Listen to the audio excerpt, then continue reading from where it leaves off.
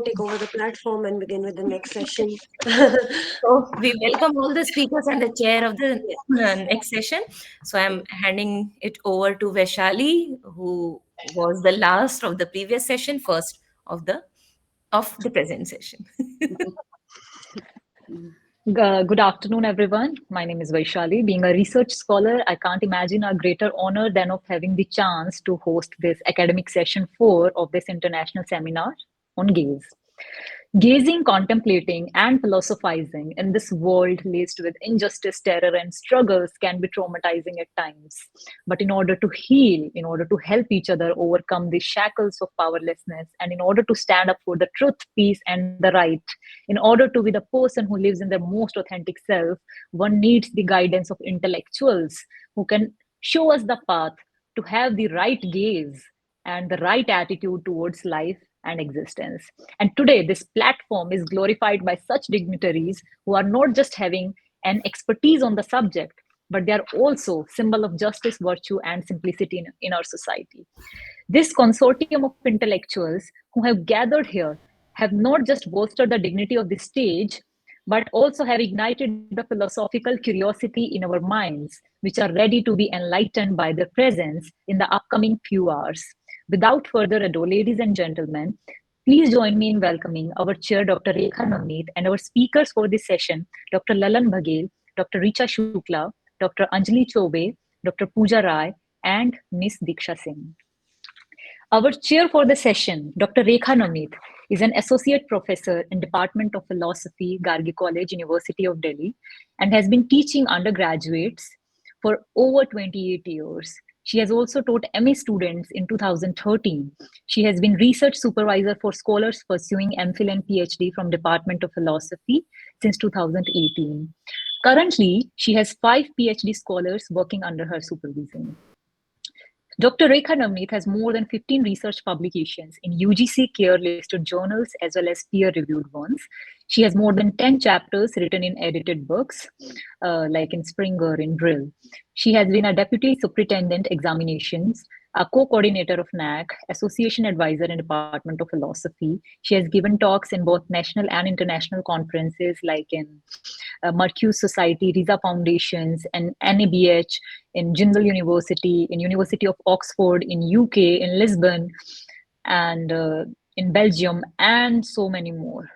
She has been a resource person in various refresher courses in philosophy in all over the country. Her areas of expertise include theory of love, gender, aesthetics, film appreciation, biomedical ethics, philosophy and technology, and issues like mental health, pandemic, digital worldview. Thank you so much, Dr. Rekha, uh, for being here. And now it's all over to you. Thank you so much for that introduction, Vaishali. And thank you to Ritu and all other organizers. Thank you, Disha, for being in touch and keeping me updated. And I couldn't have,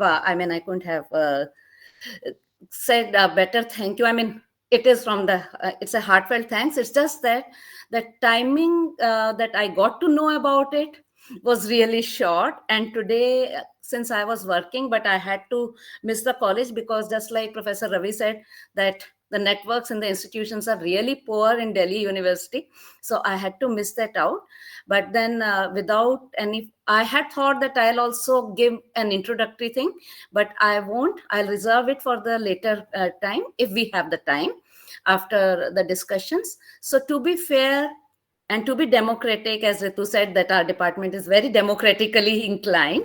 So to be fair on everyone, I'll just say that each speaker can take up to 20 minutes so that we have enough time, because there are 5 speakers. So 20 into 5 will be 100 minutes, which is like 1 hour, 40 minutes.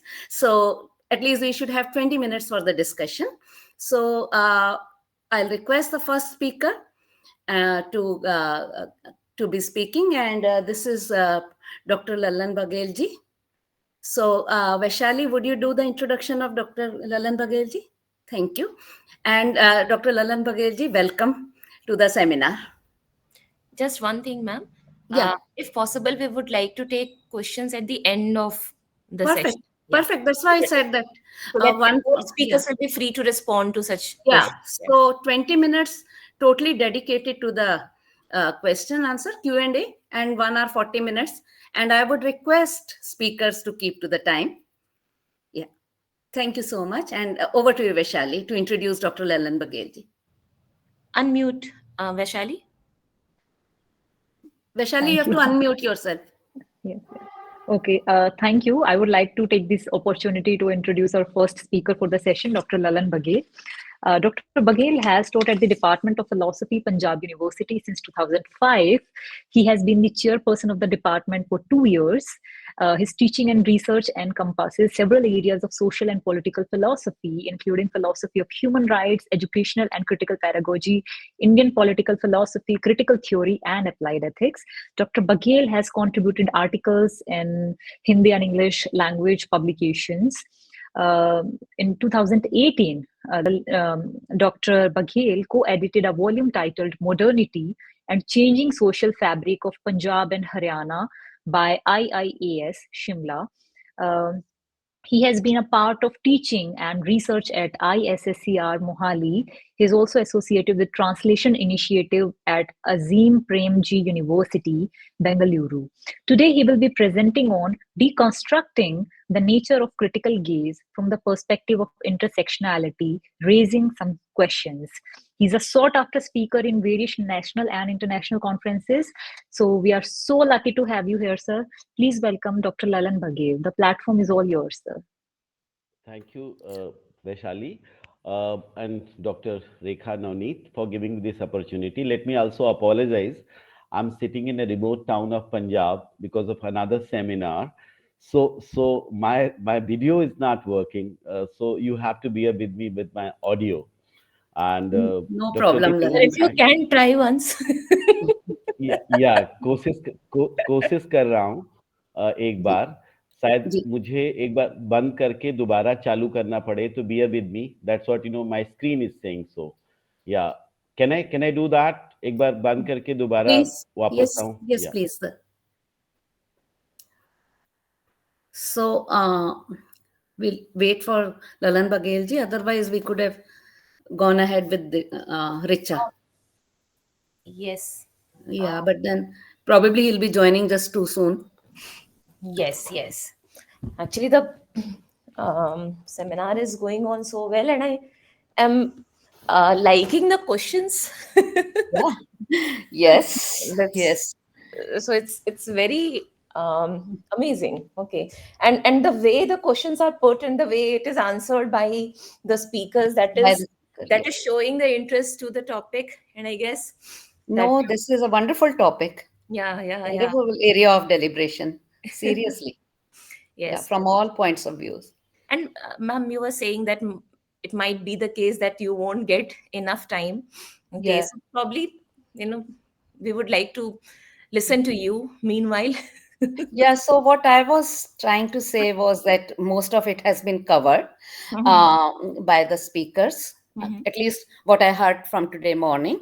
And some of it I tried to watch today morning as well. Some of it which was live streamed. So today morning I tried looking at it on the YouTube, and incidentally I also attended Disha's talk. So most of the points have been covered. My only thing is that, so the concept of gaze has become identified almost with some kind of a control, whereas it could have meant simply a looking at intently. So that problematizing of looking at intently has achieved so many dimensions, specifically in the philosophical, sociological, psychological realms, that it's interesting that how we have changed just a very neural kind of a thing, which was a physical neural kind of a thing, to such a dimension, and where we can then critique how to conduct ourselves. I'm not talking of the ethical conduct, but I'm talking about how we engage with life as it is, as being as being at the receiving end, as well as at being in positions of control, in questioning the positions. And in today's day and time, what we can do is, I mean, just like Dr. Lalan Baghel is struggling with the internet. So in today's day and time, we have become almost subjugated to the control of digitization. And this actually makes me think that are humans really losing their agency in both senses of controlling and being controlled? So that could be taken as a pertinent question sometime later. Welcome, Lalan Baghel ji. Welcome back. Yeah, yeah, yeah. Is my screen visible now? Am I? No, you're not visible. You're audible, certainly. So you're subjugated. I'm so I think sorry, you have Ritu. more saying. Yeah, I'm subjugated by technology. Yes, Yeah. which is what my So, problematic is now. Okay, so yeah. So we bear can with start. me. Mm. We can Yeah. start. Am I audible Yes, enough? sir, you are. Okay. Okay. So thank you so much, Dr. Ritu, giving me this opportunity. Without wasting much time, may I request Dr. Rekha remind me when I'm 5 minutes to go more, All right, sir. I'll right? do that. I'll Because do I'm a very bad speaker, a very bad timekeeper. that. So let Okay, me no, no, also I'll say keep it. that I'll be slightly bilingual.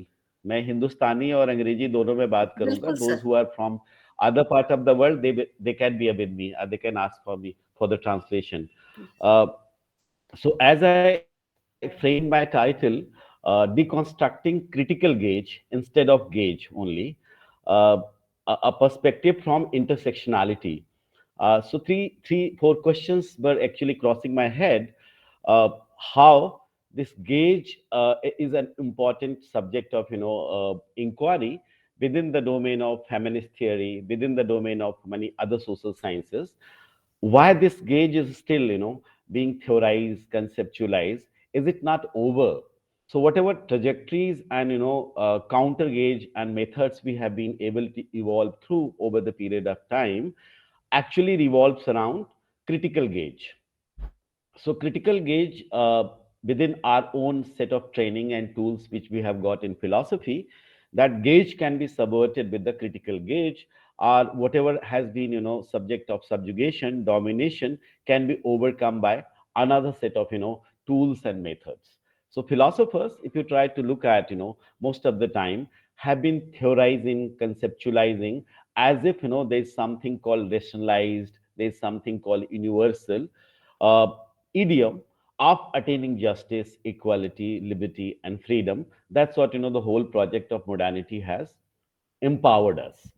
But at the same time, when somebody is trying to look at the body of knowledge which emerged around the critical gauge or the gauge, can be located into the three important contours, or you can say the subdomains. The one is called the question, how it is being looked at in our own context, the question of caste, question of gender, question of class, and question of race. All four these conceptual social categories have one common element we all know, and it's almost like tautology, that there's something called discrimination, there's something called disadvantage, and there's something called deprivation. And because of these three Ds, we are continuously gauged, subverted, dominated, and the control. So whatever Laura Mulvey has done in 1975, it is again produced and reproduced and further in academia. So how we can develop a counter? Counter to me comes from a kind of critical engagement, and that critical engagement is an opportunity if we try to look at our own conceptual and theoretical tools which are available in a very non-European setting. When I'm saying non-European setting, I do not necessarily mean, so this is a kind of a disclaimer, that these tools are not universal. But when I'm saying that non-European setting, can we have something called counter to the gauge within our own conceptual and theoretical frames? For example, uh, caste. The caste question is very important. So we find when somebody like Balmiki, Om Prakash Balmiki, writes a book, autobiographical book, Jutan, what kind of pain, and what kind of literature he's trying to create. And through that pain and literature and something called, autobiographical mode, if he's trying to create something as something very close to the counter gauge, through which, Dalit counter political philosophy can be developed vis-a-vis whatever other, conceptual tools are available to us. This is one question we need to ponder over a little later. So something, counter gauge are strategies to overcome gaze is not possible only with the individual effort. So we need to have a counter, intellectual traditions.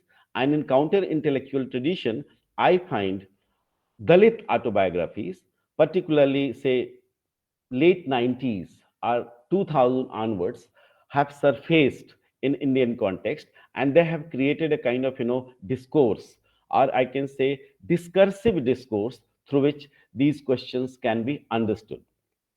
And if one reads another interesting, autobiography, Suraj Chauhan, Tiraskrit.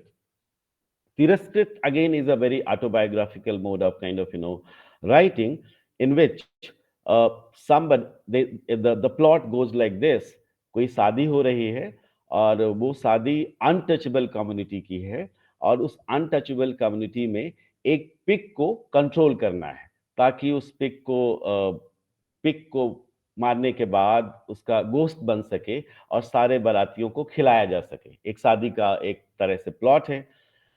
अब आप देख सकते हैं कि उसमें जो protagonist है वो कहने की कोशिश कर रहा है कि यदि पूरा प्लॉट अगर ध्यान से देखें तो everybody is trying one's own hand how to control that pig. So that pig is not only kind of metaphoric pig and the celebration which is happening when, Bharat is coming. It is something, a counter gauge, which Suraj is trying to offer us through that autobiographical novel.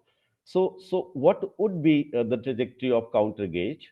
It would be a kind of oppositional gauge in the language of Wellhoek and many others, or the language of critical gauge and oppositional gauge has to submerge with each other and create an understanding how to overcome it. Then I find, if one goes to the Marathi literature, and I'm saying that Hindi literature and Marathi literature, there is a lot of, awajahi between the discourses. So whatever has been done in Marathi literature, say in 1960s, 1980s, it has also come to the Hindi literature. And there is something called Dalit public sphere or counter Dalit public sphere, where these discourses on identity, counter gauge, and sexualities are being articulated vis-a-vis 1930s, when Premchand is writing about, about Dalit question, peasant question, class question, and many other questions of domination when we were a colony. So the first question I'm leaving for theorization and for further kind of understanding how to overcome. Are we going to create our own intellectual resources by bringing these conceptual and theoretical categories, or a kind of importing these categories from the West and somehow managing our own social reality and different ways of articulation within the realm of social and political philosophy on the one hand and social science on the other? So the question is, which I'm leaving for further, discussion and debate, how to understand the caste question and theories and conceptual resources available the caste question, while trying to understand the counter gauge or liberation, something called, liberation, something called mukti, while we are trying to understand. Another set of example I would like to bring from another setting, that is called, where I'm located at the moment. This is called Punjab. And in Punjab, there are a lot of, songs which becomes a part of global Punjabi industry, Punjabi songs industry. And here you also find something called masculine Jat identity, or something called in around the Jat identity and violence is being celebrated. Counter to this, we also find a kind of interesting sociologist. Interesting sociology have emerged over the 30-40 years of the time, where, Dalit icons have also come up. They have also come up with celebration of Dalit identity and Dalit question. They say that, look, this is my caste and I celebrate my caste. And in the name of Dalit assertion, we find Jat assertion and Dalit assertions are counterposed as something like a binary opposition. And but at the same time, the question of identity has emerged over the different regions of India, and particularly in the context of Punjab. So one question, debate, and discussion you must have noticed about uh, Sidhu Moosewala became a kind of buzzword, and he was murdered. And a lot of literature, a lot of high toba, or you can say, emerged in this area. But at the same time, some of the people, sociologists, and have reminded us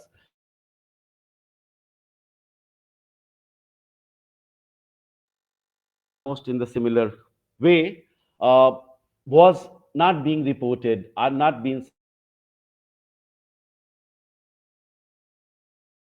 So your voice is breaking. We are losing your voice, sir.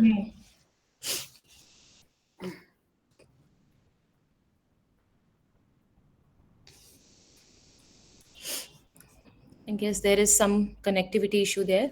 Right. We'll wait for some time. Yeah, we'll wait for a couple of minutes.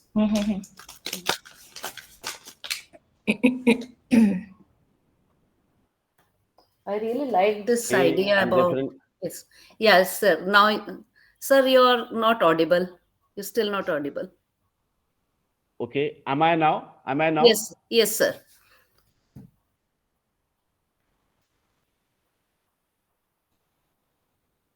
You're still not audible.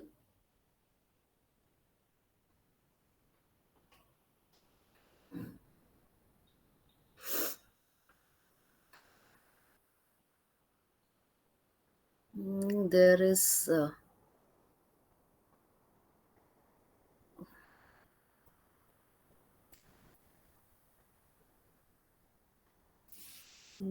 Hello.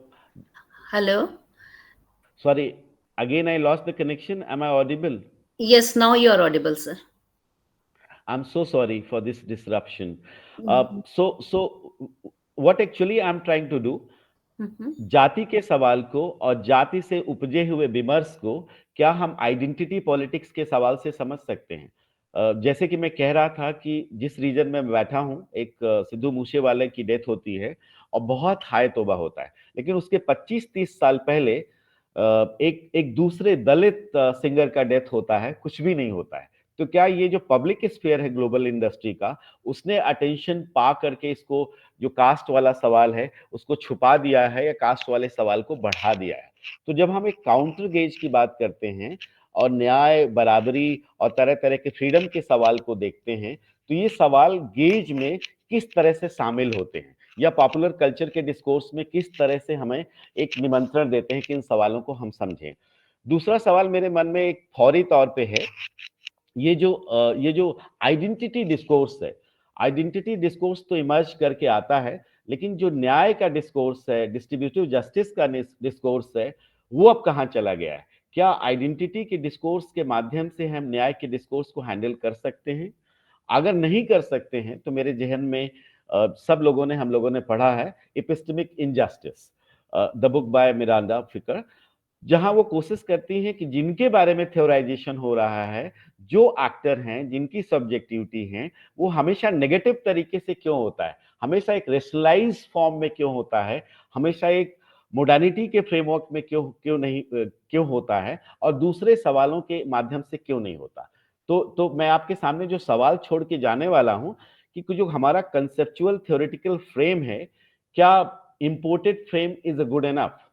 Yeah, we should not fall into any kind of dichotomous discourse, this is the Indian, this is the Western. It is a human reality, and how far we are not going to create our own conceptual, when I'm saying our own conceptual resources, means some theorization which has done by those who have faced the race violence, are those who have faced the caste violence, are those who have faced the say class violence. So intersectionality between caste, class, and gender need to be articulated. And is that intersectionality between these discourses is going to offer us enough conceptual and theoretical resources to undo the injustices which we are witnessing in our everyday life. And so my last question would be, is this academic exercise is only for the peers, only to enlighten who are supposed to be already enlightened? Are we also moving into certain kind of beyond the academia and looking at different kind of discourses which are coming to us through different kind of articulation? Like how many people, I think this question must have been addressed by other participants, are still in a jail, and that too in a jail almost like a body, tribals, because of certain seditious laws, because of certain kind of extraordinary laws. So when we are looking at gauge, counter gauge, oppositional gauge, kind of revolutionary gauge, what would be the language? Are we also looking at these bodies which are continuously being dumped and denied the agency, and they are continuously put into the bar, so they cannot articulate? They are almost like a muted, if you allow me to use Gayatri Spivak terminology. Are they muted for the ever, or this mutation has been muted by unmuted by us only in a representational theory? So whatever conceptual theoretical schema we have got from liberal political philosophy, is it good enough, or we are going to radicalize more? And if we are radicalizing more, are we not falling only in identity discourse, one identity and further identity, and we have not gone into the earlier discourse, which is a distributive discourse? So it has gone into the whole direction of neoliberal paradigm, whether we are articulating in kind of discourse of something called new materiality or some new packaging. What is the way out? Is way out lies into the fetish of globalized Punjabi industry music, where caste is being celebrated from that way or that way, and the difference between dominated and dominant one is being blurred, and we are just consuming it for the sake of our own consumption. Where is the way out? Where is the freedom? So I think Miranda's argument, epistemic justice, and Bell Hooks' argument and Paul Farare's argument becomes very cogent and important to fight out and to create certain kind of continuous engagement. And that continuous engagement would certainly not come from a rational framework. It would come from discursive rationality, not from given rationality and rationalist framework. Thank you so much, Dr. Navneet, for giving me time. I think I have lot many glitches in between because of this new materiality and new virtuality through which we are trying to connect. But thank you so much. It was a truncated one. Thank you. Thank you so much for still keeping up with the time. You haven't really overstepped, genuinely. And we are all being gazed by the technology at the moment, so we can't help it. So we are all being subjugated to the technology things. So I would, as has been suggested, I would rather take the questions towards the end. If that's okay with you, Professor Tandon and Ranjit Singh ji, we'll like to take the questions towards the end to all the speakers. So I invite Vaishali to introduce the next speaker. And again, Richa, I would request you to take, not to overstep 20 minutes. Thank you. Now I would like to move ahead with the session and introduce our second speaker for the session, Dr. Richa Shukla. Dr. Richa Shukla is an assistant professor of philosophy at the Humanities, Social Sciences and Management, IIT Bhubaneswar. Her PhD thesis was titled Dialogues in Silence, a Feminist Study of Mourning, Shame and Vulnerability in the Indian Domain. She is the co-founder of Collective for Women Philosophers in India. She is also a certified philosophical counselor at the American Philosophical Practitioners Association. She writes regularly for digital media as well. Her works can be found in GICPR Springer, Hypatia, EPW The Quint, Feminism in India, and The Telegraph. Today, Dr. Shukla will be speaking on Gaze, Indian Films, and Pardes, a phenomenological study of depiction and representation. Please welcome Dr. Shukla to shower our minds with her knowledge. Thank you. Thank you, Vaishali. Thank you, Dr. Rekha and Dr. Ritu. I think I've always been inspired by these two wonderful philosophers. And I think I'm very happy that I'm getting an opportunity to present my work. However, there is a technical glitch from my side. My PPT involves lots of posters, and for some reason, I'm unable to share my screen. So, can I share it with someone? Yes, And if yes, someone yes. can, Yes, Could yes. share with Ritu You or can Disha. start your lecture meanwhile, and then we will. yeah. You can Perfect. share So, it. Disha, I am just emailing you my Yes, ma'am. PPT. Yes, ma'am.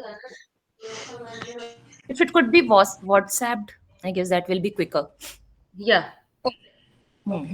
WhatsApp to me or Disha, whatever suits you. Okay, perfect.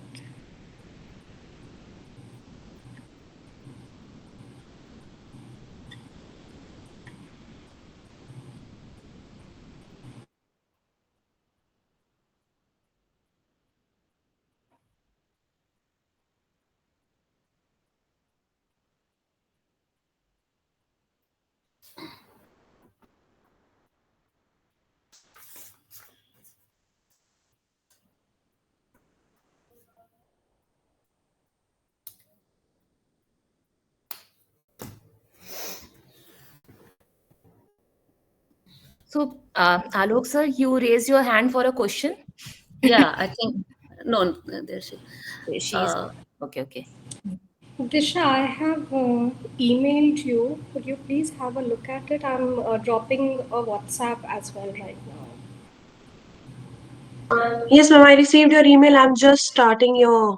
I will just share your PPT in a while. Just give me just 1 minute. I'm sorry for the inconvenience. No, ma'am, please. Technology.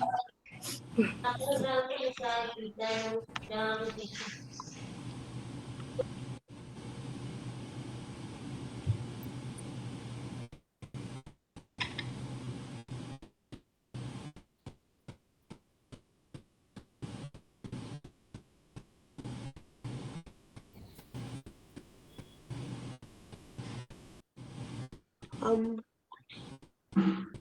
um, is it visible? Mm, no, yes. it is, yes. So I would request Dr. Richa to please let me know when to switch to the next slide. Okay. Perfect. Thank you. Thank you, everyone. Thank you, Disha.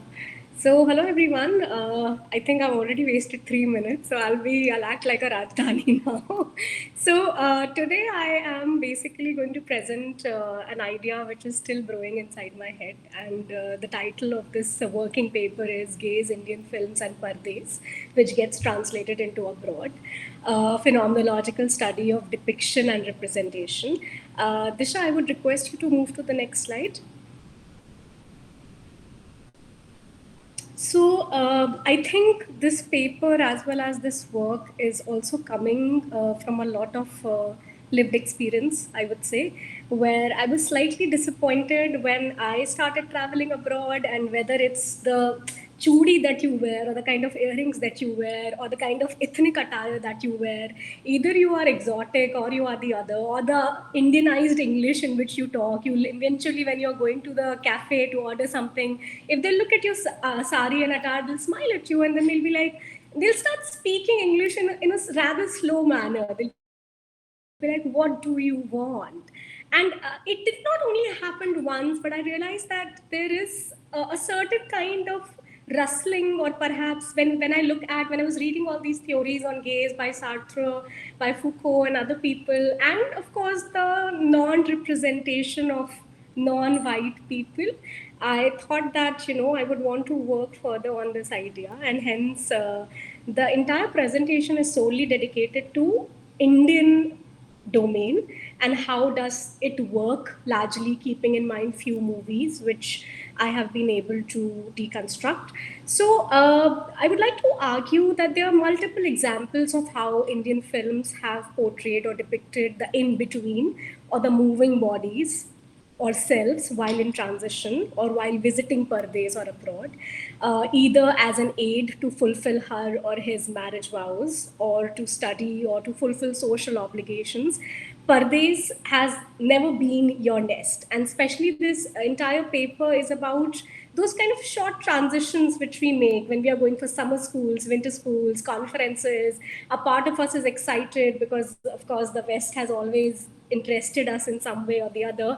But after 2-3 days, starting from the craving of meal to continuously people looking at you in a certain manner, telling you that this is the boundary, okay? Don't fall off the edges.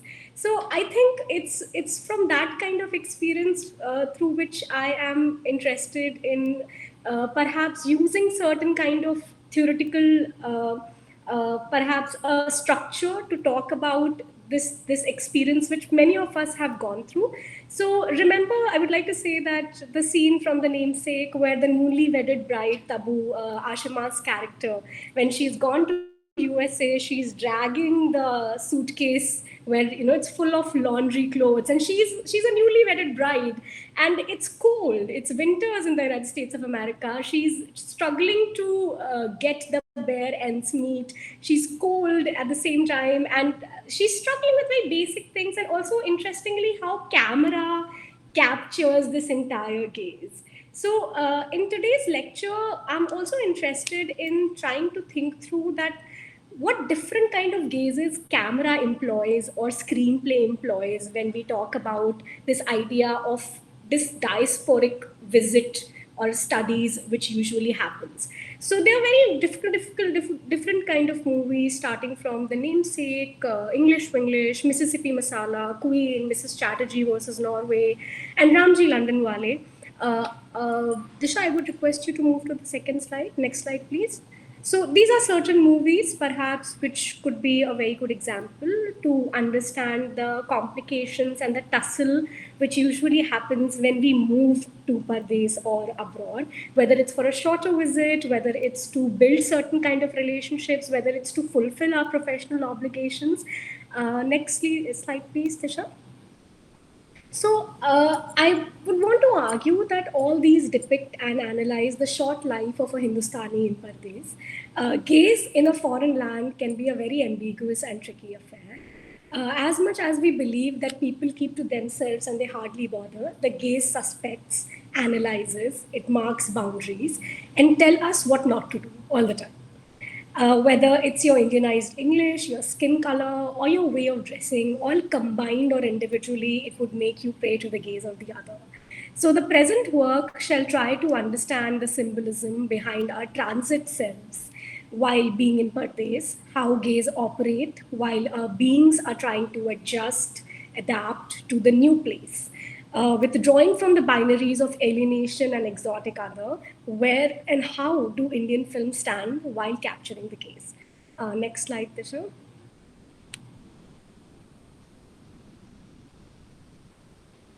I am also interested in seeing the role that the screenplay or camera plays largely while capturing this idea. So whether it's the critical gaze that the camera applies, a neutral one or a cultural one to talk about alienation.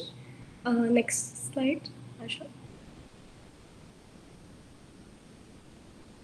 Now, I have been able to gather a few posters which I got from the digital archive of GS Cash, which is a body in JNU. And GS Cash conducted this workshop on gaze specifically. This was, I believe, at least 7 to 10 years back. And what they did was they took some very famous dialogues, which still are very famous in the Indian Hindi domain from certain actors or actresses, and reversing the gaze. And if you use a counter reversing of dialogue, then how the dialogue looks like. So I would also like to once again, can you please go to the previous slide? I'm sorry. Yeah. So in these kinds of posters, we see that gaze can also be understood as a way of adjusting one's conduct. Right? Like people have been asked to sit properly, adjust their clothes, their behavior. Like I remember when I used to teach at Hindu, I used to commute from JNU side to North Campus, and so many times when the metro used to be crowded, people used to be like, if you just anything appears on your body which is not very natural, anyone would be like, through gaze, they'll be like, kuch to adjust karo, kuch dikh raha hai, right? Like there's something inappropriate about how you're sitting, how you're talking, if you're loud and all of that. So I thought that these certain posters, which I got from GS Cash archives, they are explaining a very good way that how gaze can be seen as a way of adjusting one's conduct. Disha, could you please move to these posters, the first one? So this is by a famous movie of Shahid Kapoor. The dialogue was, "Tu silent ho ja, warna main violent ho jaunga," which gets translated into, "You become silent, otherwise I'll become violent." So in the workshop, the counter argument to this gaze, which GS Cash people had written, representatives had written, was, "Violence se nahi, dimag se kaam le." Like, don't use violence, apply your mind. And then there is a message to this dialogue further, that gender stereotypes are oppressive and dehumanizing for men as well. Right. Dishan, go to the next poster. Yeah, of course, my favorite, Shah Rukh Khan, has done some problematic movies as well. "Tu haan kar ya na kar, tu hai meri Kiran," which gets translated into, either you say yes or no, you're my Kiran. Now, the poster further takes this dialogue and it says, "Kiran jisse chunegi, uske saath rahegi." Whoever Kiran is going to choose, she's going to stay with that person. Respect a woman's consent, her autonomy, and bodily integrity. Next one, please. This is a very famous dialogue by Nana Patekar. "Ek machhar aadmi ko hinchra bana deta hai." And then the counter argument to this gaze is, "Machhar sirf malaria phailata hai." Okay, break the gender binary, respect people of all gendered orientation. Next, please. Now, the last one is a very famous song also, "Kab tak रूठेगी चीखेगी चिल्लाएगी, दिल कहता है एक दिन हसीना मान जाएगी." So the response to this kind of case, which we also saw in Ranjana, and a lot of people said that it was a problematic movie, but a lot of people also said that he was such a passionate lover, why would he problematize this behavior and all of that. So response to this song and this kind of gaze was, "Hasina manegi nahi, police complain karegi." Like, Hasina will not, but she'll just do a police complaint, and stalking is a criminal offense. Stop violence against women, report it. So the reason why I wanted to start my presentation with these 4 posters was, I thought that that usually we say that this is problematic, but I just wanted to extend it further and say that if you use a counter dialogue to rectify these kinds of situations, to rectify these kinds of problematic gaze, then what could be the lurk from A to B? And getting back to the fact that, in the Indian domain, the first gaze is always about watching your conduct. Usually, even I would like to believe that I'm an adult now, but still when I go out with my family, if I say something inappropriately, which my mother doesn't like, then she just look at me as if I'm a 5-year-old kid. And then she'll be like, "You should apologize." And just by that gaze, she tells me, and there's some magic effect, and I'll be like, "I'm sorry, uncle, I shouldn't have said that." So through this building block, I wanted to further go ahead in my presentation. Disha, could you please go to the next slide? Yeah. So a very fundamental question for us on which we need to think is why movies become philosophical. So I would like to argue that movies are philosophical. They are a very good way to do philosophy because they give us a perspective to understand society. They give us a perspective to understand another human being, whether it's Sairat, whether it's Three Idiots. Largely, I don't know how many of you have watched this movie on Netflix, Kho Gaye Hain Hum Kahan, which had Ananya Pandey. Yeah, like I initially I just wanted to make my presentation on gaze and that, but then I thought maybe my love for English won finally. So these kinds of movies, which are not only problematizing gaze, the camera is just moving like a neutral observer. That, see, this is what is happening in the society. Now you decide whether it's for good, whether it's for bad, whether technology is giving us agency. There's a very famous scene in Kho Gaye Hain Hum Kahan where Ananya Pandey's character, once the entire fiasco has happened, she just says that I was just posting those pictures on Instagram because I needed your attention. I just wanted your attention. So, we have been talking about gaze, but I believe that the concept in itself is very ambiguous in nature. It's like an onion. You keep on peeling the layer, and not to forget, human beings are like iceberg. 1% is visible, right? So that's how ambiguous the concept of gaze also functions. And movies also act as philosophical because they help us to understand ourselves. We analyze both the views presented in a movie to understand it philosophically. We would just not say that what Shahid Kapoor said in this poster was problematic. We would also say that, okay, maybe the counter argument towards this could also be this, and this could be a healthier way of understanding it. Disha, could you please move to the next slide?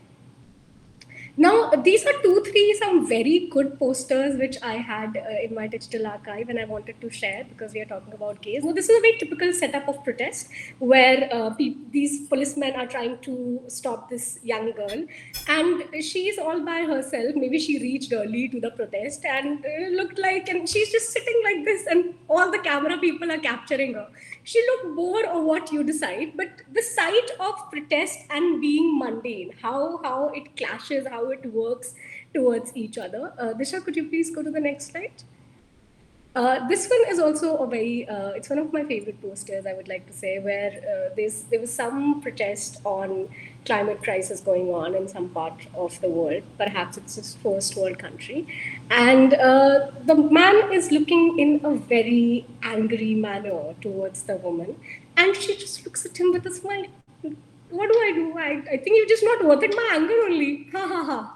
So, there are always ways in which we subvert the critical and the male gaze. So I thought that these two posters could be a very good, they could give us a very good understanding about it. Disha, could you move to the third? So yeah, now look at this. There's a protest going on in the back about XYZ religion and anti that. Here's a woman from that religion. She's like, fine, I'll just take a selfie. Everybody looks so cool, I'm happy. So what I'm trying to say is this, that these days, thanks to technology, if we are aware, we also play with gaze and we always subvert it in a manner that it supports our narrative. Now imagine there could have been this woman, she could have just gone to them and started fighting and being very aggressive about things. She just used humor and technology to just be like, oh, fine, see, these people are just maybe in love with my religion or maybe they're in love with me. I'll just take a selfie. That's it.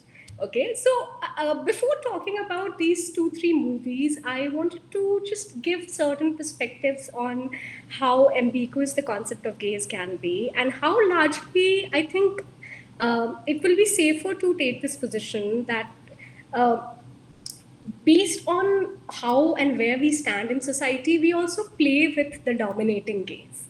Something when we were talking about the airport looks, that it's just not the fact that people want male gaze and people don't want male gaze. It's about that there's all, as philosophers, the way we say that, there's always the in-between, and that gray part is something that we should be ready to explore further. Disha, could you please move to the next slide? So if I contextualize my argument, I would like to say that the present work also derives a lot from my lived experiences when I have traveled, moved, and understood what it means to live in XYZ country for a shorter duration. With Indian attire, a particular color, a particular skin color, a particular way of speaking English, when you don't lose your essence largely, when you, what it means to live in Pardes for that in-between shorter shelf which you get when you are meeting these professional obligations. So I believe that why have I taken these 2-3 movies? Because I would also like to argue that you read a film, you not only watch it as a philosopher. So hence I'm arguing for the notion that everyday realities are also depicted in Indian cinema, Hindi cinema. I was interested in understanding how this in-between, how this transition of the self has been captured in Indian movies, largely from the perspective of not only gaze of the people who are there, but also camera and screenplay, how all this plays a very important role when we understand this transition. Can you please move to the next slide? So a gaze that continuously tells certain people something which I think right now I wanted to raise and give a shout out, that usually a lot of people make these claims that, oh, X doesn't look like a philosopher. Are you sure you're a philosopher? You don't look like a philosopher. So now, I remember 3-4 months back when I got one white hair, I was just very happy. I said, finally, I can say that there's some sincerity in my look. And, so what I wanted to say is this, that when we talk about gaze and look, or the fact that we are looking at someone in everyday affairs, we have some preconceived notion what it means to be X, what it means to be Y. And when it doesn't get captured like that, we immediately raise a question that, oh, are you sure you are this? Are you sure you are that? So a gaze which continuously tells certain people that you don't look like a philosopher. Are you sure you are a philosopher? What does it mean to look like a philosopher to begin with? And specifically, I wanted to understand gaze in and through the Indian domain, and hence I have categorically not mentioned Sartre, Foucault, and other people. So I also would like to argue something which I mentioned in the beginning, that there's a gap which exists in the theoretical domain, largely in the Western theoretical domain, when it comes to including non-white people. Some very great love they have, and that's why like why it has not been captured. Disha, can you please move to the next slide?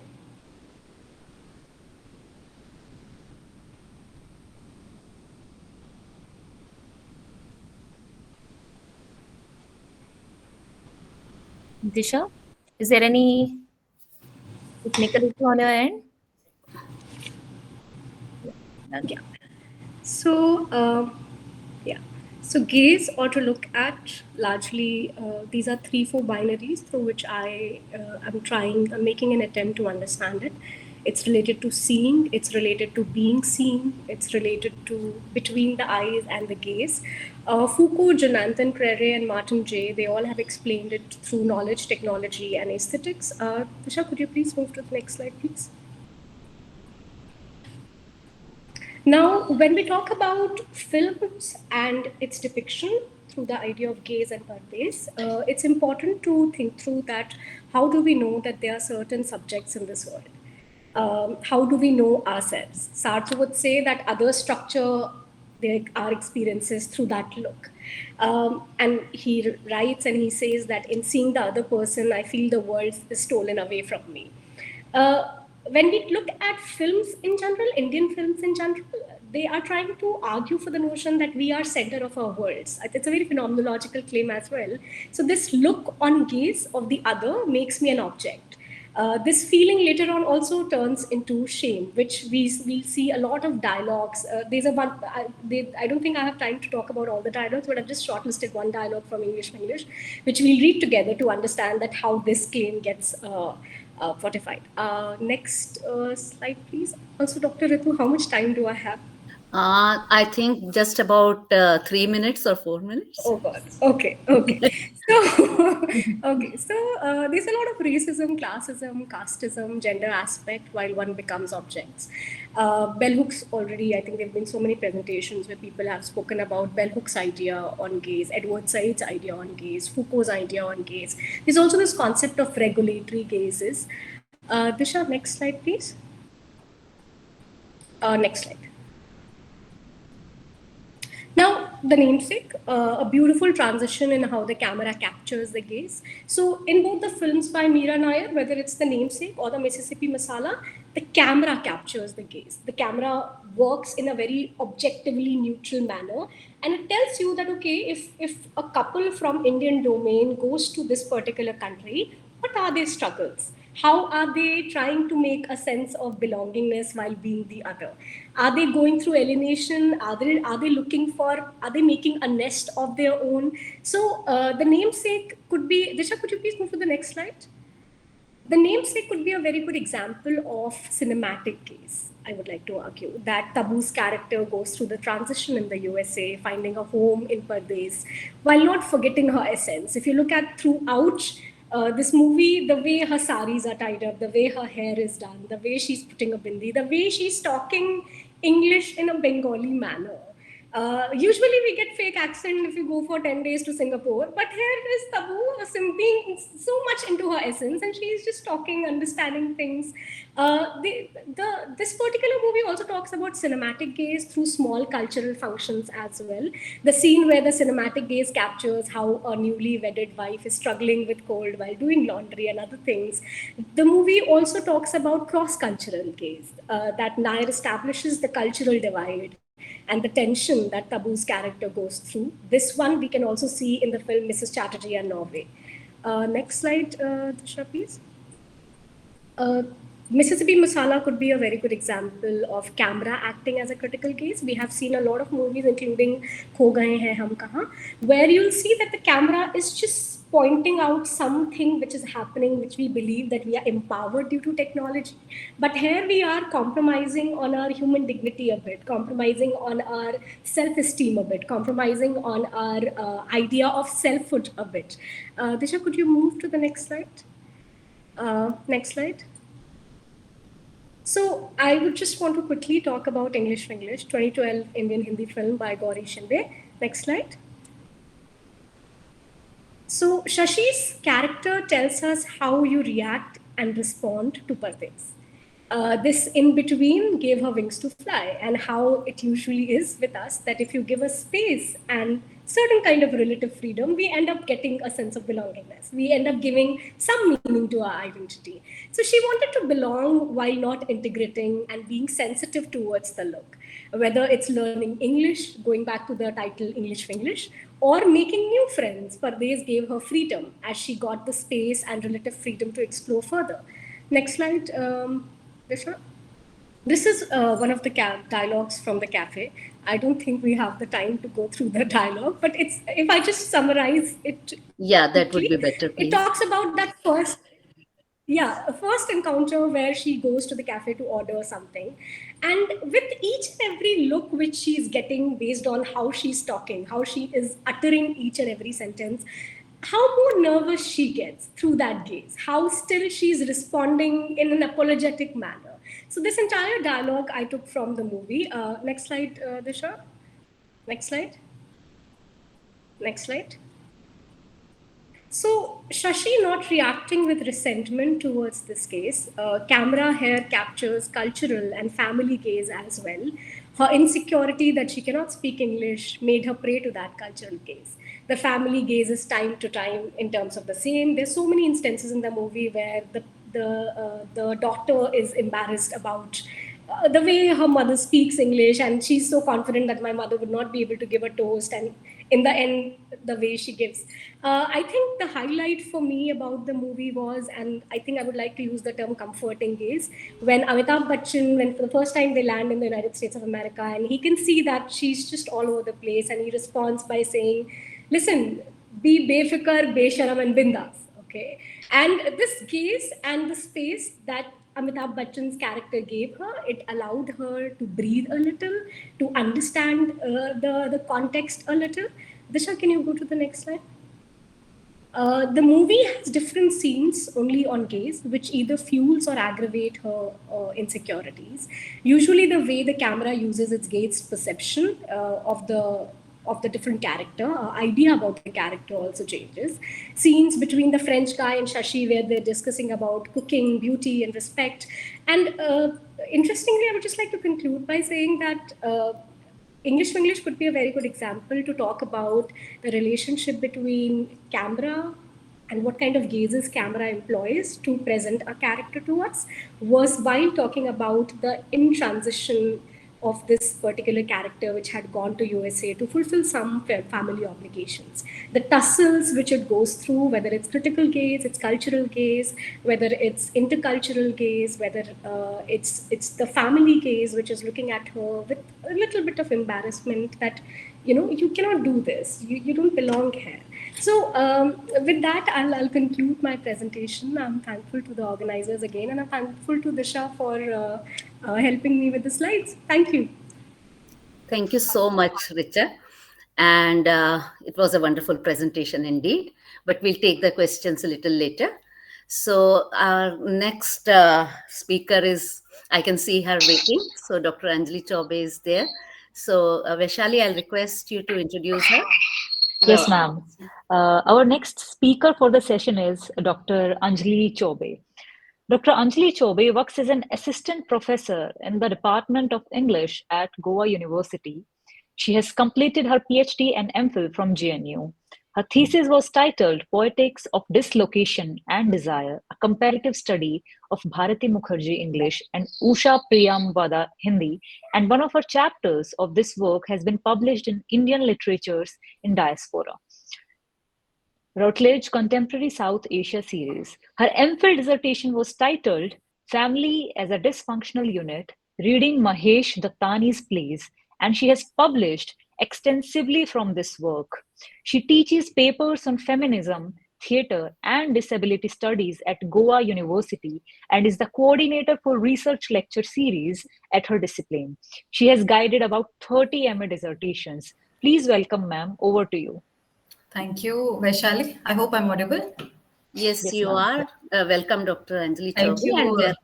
And Thank you, team is Vaishali. very- Thank you, Dr. Navneet, for giving this chance to me. And thank you, Dr. Ritu Jaswal and her very capable team at the Delhi University for extending the invitation to a very meaningful deliberations extending over 2 days. Since yesterday, we've been looking at the phenomenal ways in which gaze controls and defines our existence in terms of creating different masculinities and femininities and caste class hegemonies. I would like to extend this theory in the domain of disability studies to show how disability identities have been constructed over time by the predominant gaze and analyze the biopolitics therein. So the title of my paper is Modalities of Disability through the Lens of Gaze. When we are looking at the idea of gaze and trying to separate that notion from ideology, gaze becomes a very literal notion, especially when it comes to looking at disability, because being gazed for one's disability is an empirical condition that cuts across all the other identity markers like caste, class, race, gender, and sexuality. And in this regard, within the able-disabled binary, it's the former that has largely been shaping the identity of the latter. So this idea of being gazed upon, or the fact what Lacan says that it has a psychological effect on the person who is being gazed, is a very universal and imperial reality in the lives of people with a disability or diverse bodily existence. So the disabled subject's identity is constructed around an ableist gaze, where the subject is accorded an identity in terms of lack. Our understanding of disability has evolved over time, and at various moments in time, we've been looking at this impairment, bodily difference in various ways. The impairment is seen as making the body incomplete, thereby making the subject a matter of intrigue or pity or fear. Through the formulations of the gaze, one understands how this creates psychological relationships of power between the so-called able-bodied gazer and what is seen as the non-able-bodied individual. So there's not a lot of mention about disability in philosophy and in literature, like, the former being my area, latter being my area of expertise. So I found this reference of Plato's Republic, where he says the offspring of inferior guardians should be removed from sight into some secret and hidden place. This is one of the earliest references to disability. Only in the 19th and 20th century, this became an area of inquiry, or sort of gain interest in terms of the rise in eugenics, which is central to the history of disability in the 19th and 20th centuries. The eugenics movement used Darwin's evolutionary theory of survival of the fittest, as we all are aware that the idea of a fit body or survival of the fittest had a very colonial context in which the gaze was that of a Eurocentric male colonizer who was theorizing the subjectivity of their own, and by extension the other. So in this regard, when we are looking at the disabled subject, their body is looked at as the biological other, the colonial other, the gender other, the class. It runs through several hierarchies, and then it is, one can look at the commonalities, and then there are different ways in which different identity markers would situate disability in its own space.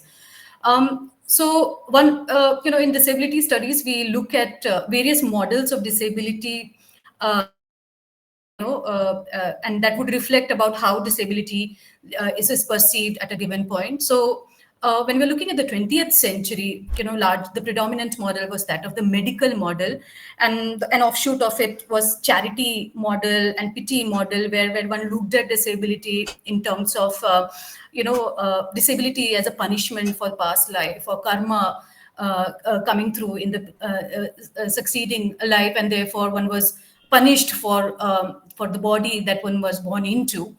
And when we are looking at disability and largely we are looking at disabled body as patients or object of intervention in the hands of the medical community. Disability was essentially perceived in terms of physical or mental deficit or abnormality, and we'll remember how mental people with mental disabilities were treated in the 19th and early 20th century. The idea of a neurodiverse mind being a threat to society or well-being of the other mainstream population, and the taboo was such that once one is into the system, it's very hard to be mainstreamed back again as in the regular life. So the medical community sought to cure this condition to make the disabled individual's body align with the so-called normal gaze. In this regard, disability was seen as a problem that violated the gaze of the science/medical community, which understood the human body only in its uniformity. As an offshoot of this model, we also have the charity model, where a disabled body is gazed at from pity. In this gaze, the disability is seen as a tragedy, and the disabled subject is seen as either incompetent or an inspirational figure because they are able to function, quote unquote, normally. Disabled individual is subject to a literal gaze of curiosity, and often an explanation is demanded of the disabled body as to what went wrong. So when an able-bodied individual is gazing at a disabled body, there's always an element of curiosity as to, to find out what is wrong about the other person's body. And also there's a sense of fear, whether is it a contaminable disease or is something that can be prevented, or how can I protect myself from it? So and in the other extreme of this spectrum is looking at a disabled individual's body as a source of inspiration, and what is read as inspiration porn, to sort of glorify regular accomplishments of a disabled individual, to sort of pacify an idea that they have working with, that that disabled bodies are not worth anything. I just included a fun comic strip here that reporter is asking that, can I ask what it's like to be a tragic but a brave member of society? So this person in the wheelchair says, only if I can ask what it's like to being such a patronizing bastard. So, it's just, that's how a regular assumption around disability and the intrigue, this how the gaze plays out. Next, we have a very important another important way of looking at gaze, which is the disability gaze, that is of the social model of disability. Now, with this model, one looks at the process in which an impaired body becomes disabled. And the understanding is that it's not the body in itself which is able or disabled. It's the societal arrangement, accessibility, or the fact that the limited imagination of the policymakers, which sort of exclude the disabled body from the way the public and the private spaces are visualized. So if a disabled person, under this gaze, one says that if a disabled person is not able to do certain things, it's because the society institutions have been designed keeping an ableist attitude, thereby creating inequality. So looking at disability as a social construct, while in the earlier model, we were looking at it as a karmic punishment, or as a lack, or as something that can be cured. Now the perspective is shifting to understanding that how disability is created in our interaction with the disabled subject or disabled body.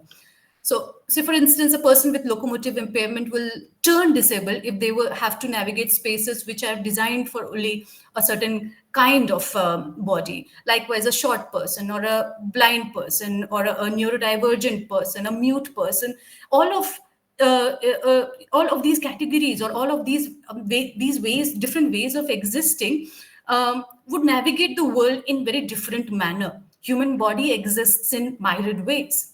So within a within the social model paradigm, impairment is seen as normal for any population. And in this context, we also look at how disability or impairment is a permanent condition in some, but at the same time, it also theorizes that all of us at various points may find ourselves to be disabled by our surrounding that way.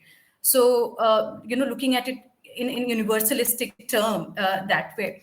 So what disadvantages and disables people with impairment is a complex web of discrimination made up of negative social attitudes and cultural assumptions, as well as environmental barriers, including policies, laws, and other social structures and services, which result in economic marginalization and social exclusion.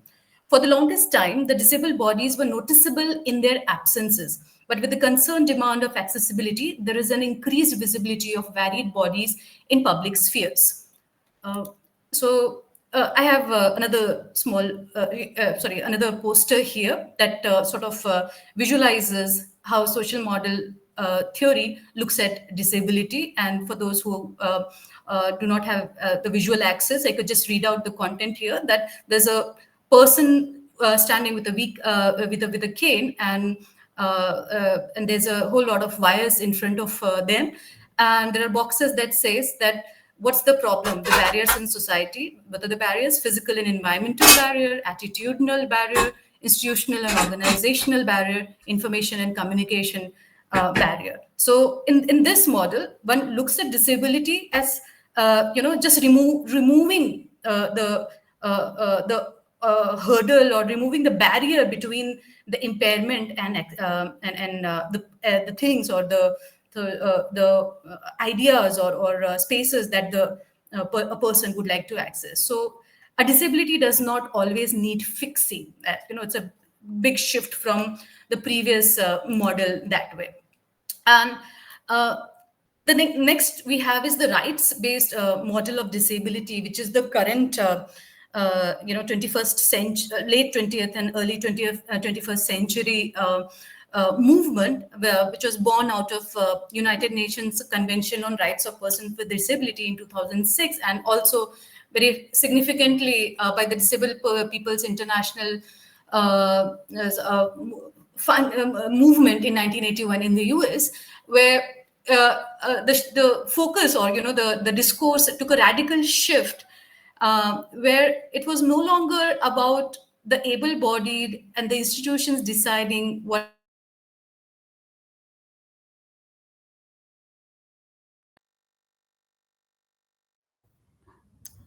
Can't hear you, Dr. Choube.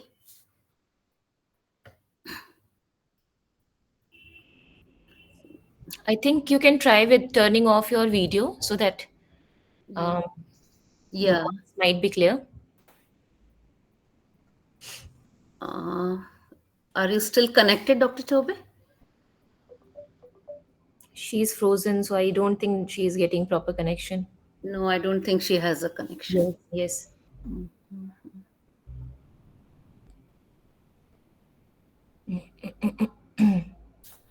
I have texted her, so Yeah.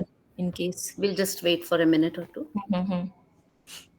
Otherwise, we can ask Professor Alok Tandon and Ranjit Singh ji to ask their questions in between, just in case she takes a little more time. Just find out. Yeah, that would be great. We can use the time. Right. Yeah. So, Professor Tandon and Mr. Ranjit Singh, you can go ahead with the questions to Lalan Baghel ji. Okay. No, she's there. You have to unmute. Unmute, Anjali. I was reading this because universities and institutions are notorious for their poor connection. Yes. So yeah. So I'll just share my PPT again. Your PPT was not visible to us. Is it? Yeah. Oh, And when you were speaking, is it visible now? No, no. Okay, wait. we never saw any PPT. That is why we were thinking that your elaborations of the pictures are quite good, that Yeah, though we are not able to see them, we are able to imagine them. imagine them. Yeah, Yeah. co-creativity. Yes. So, meanwhile, I guess at least one question, One question can be asked. Yeah. one question could be asked. Meanwhile, she's. Oh, good to see Dr. Lalan Baghel ji. Yeah. Finally, I got connected. Yeah. Professor Tandon, you were wanting to ask the question, so please go ahead. Dr. Chobe, can we just entertain a question in between? Yeah, sure. Yeah. So, Professor Tandon wanted to ask Dr. Lalan Baghel ji a question. So, can we go ahead with that? Yeah, sure. Thank you. Thank you, Ritu. Now, at the fag end of your seminar, I want to make a very small comment and then a question to Dr. Lallan. First of all, Lallan ji has done very well to point out the limitations of understanding gaze as well as importance of cross-sectionalities and also the limitation of identity politics around such issues. So my question to Lalanji is, do you think that just talking about gaze, especially male gaze, will it not lead to some sort of trivialization of the issue? Since we know that whole power structures are behind that. And unless and until we have got some strategy to fight those structures, such discussions about the what they say counter gaze, parallel gaze, resisting gaze will not land us anywhere. Next question will be that when you talk about sectionalities, then naturally a film like Ankur comes to my mind, where a maid from a Dalit community is exploited by a Samant, a high caste person. And there, the issue of caste, gender, and class, they are all there. So once we look deeply into the issue, should we go for identity politics or should we look into another theoretical framework? And that I dare to ask you because you have reviewed my book of not so fashionable feminist thinkers, but an old style feminist thinker, Nancy Fraser, where she talks about redistribution, recognition, and parity of participation in public life. Thank you. Can I respond, Dr. Rekha? Sure, sir. Yeah. So, Alok ji, thank you for asking question. I was in such a mess because of internet and lot many other factors, but you have been able to nail through the questions. I don't have actually exact answers, but couple of responses. Number one, when we are looking at the whole discourse of gauge and academic and non-academic understanding of gauge, I think doing away the gauge is not possible, but lot many social movement which have happened on the ground, say for example Dalit Camera. When Dalit Camera had started in say 1995 onwards, but to be more precise 2005 onwards, they have captured the counter imagination and they have created a counter repository or digital material through which we can gaze through and gauze through the gauge, upper caste gauge. But there's no solution, ready-made solution one can say in academic understanding. But around the world, if we try to look at the different movement, say for example, prior to NAJ, a kind of NGO's intervention in the context of intersexuality and LGBTQ, it was not something which we used to talk about. But after 2012, the sexual minorities and the question of gauge and domination became a discourse. And this discourse is still, revolving around the identity politics. So the old counter public philosopher and feminist like Nancy Fraser would look forward for the solution only in the distributive justice framework. Alex Honneth and many others are trying to their own bit, but how to find solution not only strategically, only at the level of academic exchange, but in our everyday life. Say, for example, I would like to narrate a story which I have narrated already to you. One trans man who was an academic and who was a scholar in our university, so-called Punjab University, so-called, I'm saying in a very different sense, was not being registered as his own gender. It took a while, but once he got that right, he's moving ahead. But the question of distributive justice are still unanswered. This is one of my response. So identity politics will create a kind of a discourse rupture, but it would be going towards certain kind of plateau, which Ritu, you might have noticed, I have called it empty signifiers. Series of contradictions and empty signifiers, because we do not go beyond that plateau.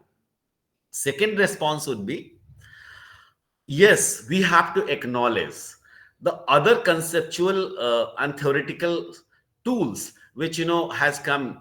Just Dr. Chaubey is trying to talk about disability studies has in a very nascent stage as for kind of discourses in around the academia is concerned, in around our buildings are concerned, in around our specialties, spaces and their organizational structures are concerned. But once it has come, it is going to be acknowledged.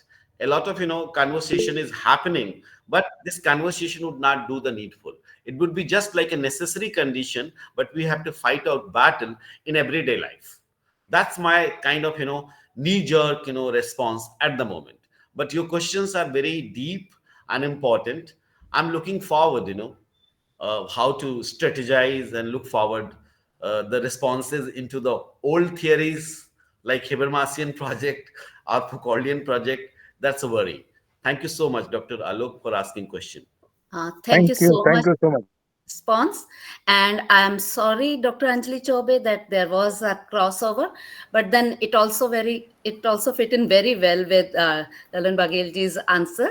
One of the pointers towards the spaces. So, and thank you for your patience. Yeah, thank you. And I think it's a good thing that I went off grid, because my PPT was not being projected, and it just realized it. So this is what I've been looking at, the image that you have on the screen. I hope it's visible now. So it's the medical model of disability, where an able-bodied individual is looming over a person sitting in a wheelchair, and he's a reporter who's asking, can I ask what it is to be a tragic but a brave member of society? And the person in the wheelchair says, only if I can ask what it's like to be such a patronizing bastard. Then I was referring to this image as the social model of understanding disability, where a person's disability is marked by the barriers that are constructed around the impaired body, such as physical and environmental barrier, institutional and organizational barrier, attitudinal barriers, and information and communication barrier. Just as just to a case in point is that I was assuming that these slides are visible to all of you, and all of us, I'm assuming, are sighted individual. But for a blind person, this is exactly what goes on, that it's assumed that every person has access to the same information, same data, same resources. But those resources need to be transcribed or to be converted in a different mode for the others, for that information to be accessible to them. So next we have I was looking at rights-based model of disability when my internet went off. that we're looking at United Nations Convention on Rights of Persons with Disabilities into 2006, and a very important movement of disabled people's international which shaped up in America, where they announced nothing about us without us. That is, this is a very important juncture where the disabled themselves are holding the gaze that we need to be incorporated in the policy making, decision making, to facilitate our existence, and not assume that this is what we need, or in other ways, they're looking at an inclusivity not just in terms of spaces, but also in terms of making a shift in the ideological framework there. So this is an important juncture in the disability movement. And another interesting aspect of disability discussion in the present is the way certain movements have come about, the CRIP movement or the blind movement, where they reclaim the certain pejorative terms. Being crippled was seen as a problematic and pejorative term. But the person with a certain impairment, they are reclaiming these terms as their identity marker. Something similar happened in women's rights movement in the third wave, where women were re-owning labels like sluts or bitches, something that was used to discriminate against it, or to put them down, or to shut them up. Now it takes away the power from those who from those who would have used it as discriminatory terms. So most disabled people who identify as CRIPs use disability first language as opposed to person first language. I think there's a debate on this, whether one is a person with disability or a disabled person, and then an individual next. People take different stance there. So a collective of disabled people around the world are repurposing derogatory language which has historically been used to oppress. CRIP is short for cripple, a term which was once acceptable before it was turned around and used to discriminate. This is my last slide, that when you include this idea of this gaze on body in terms of ability and disability binary, it opens up a lot of interesting questions in terms of how we imagine power structures around us. And when we interject this aspect in our other hierarchical structures, say, for example, feminism, Black feminism, or third world feminism, and when we interject disabled females' needs and identity therein, it sort of complicates the entire discourse to a great deal. For an instance that I have included is that, on the one hand, the impaired female body historically has been situated outside the purview of marriage and sexuality by virtue of their disability. On the other hand, there's a forced sterilization of women with disabilities. That is, women with disabilities are denied their basic biological and sexual rights because they're not seen as sexual subjects themselves, or they're not seen to be capable of sexual desires that way, or they're protected in a certain way. So in conclusion, because we are running out of time here, I've just put different labels that are used at some various points. The Divyangjan, or differently abled, or disabled, or impaired body. And the connotations of that gaze is significant in deciding how we receive or understand diverse human bodies, and human bodies which have been around that way, and the idea of a uniform male-centric gaze that we were looking at from the 1928 colonial perspective to the present day post-colonial post-structuralist framework, where we are sort of questioning all these unification and grand ideas around the identities, and we are reveling in the fractured brokenness of these categories. It's important for us to situate this identity marker and understand how our discourse or dominant discourse would undergo a tremendous shift. So I would stop at that, and thank you very much. Thank you very much, Dr. Chobe. And it was a very well-structured presentation. Thank you for that. And now we have 2 more speakers to go. And I would request, I'm just taking this liberty of the chair, that I would request them to take about 15 minutes, if that's okay. Each one of you. And Vaishali, would you go ahead with introducing the next speaker? Our next speaker for the session is Dr. Pooja Rai. Dr. Pooja Rai is an assistant professor at the Department of Philosophy, Gautam Buddha Mahila Just a College. minute, Vaishali. I need to tell Dr. Chobe to remove her presentation from the screen. Dr. Chobe, you'll have to remove the presentation from the screen. It's still being presented. Give me a second. Yeah, sure. Yeah, you can go ahead, Vaishali. Her areas of interest include social and political philosophy, gender studies, and cultural studies. She completed her MPhil and PhD from JNU.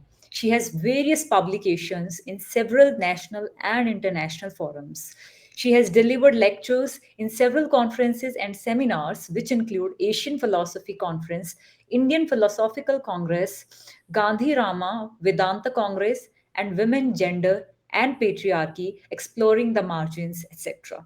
She has taught in various colleges of University of Delhi.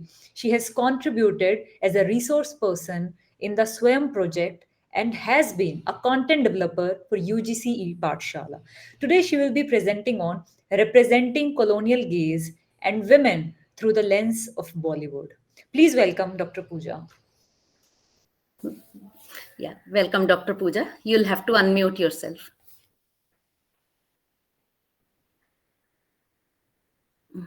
You have to unmute yourself.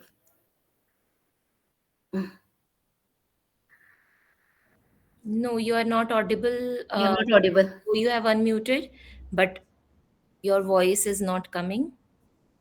She's audible to me. No, although she's audible to me. Not at all. Not audible to us. What is happening? How are you privileging others over us? Yeah. non-disabled, disabled binaries. Yeah. Okay. Audible to some and not audible. Yeah, this is Technology is doing this. Okay. Pooja, can you try once again? Yeah. Okay. She'll have to, I think. You will have to log in again, I guess. Log in again, yeah. Yeah, so that's what she's And saying. meanwhile, So I'm mediating between the two. Your presentation. Yeah. So I'm going to just present a presentation meanwhile, so that it won't take enough time. Yeah. So it's here.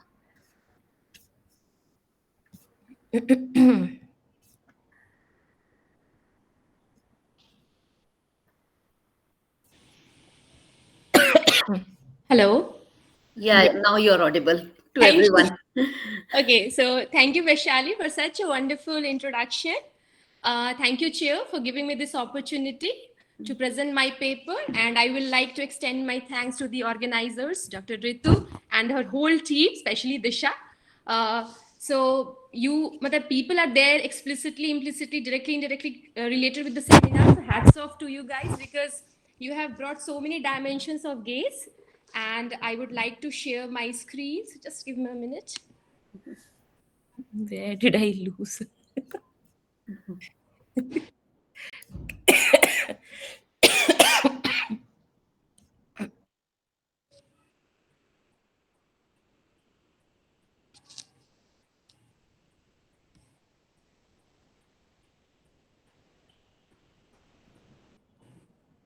You are sharing your entire screen, I guess. That is why there is mirroring. Yeah, that is what. Just a minute. Give me a minute. What is happening?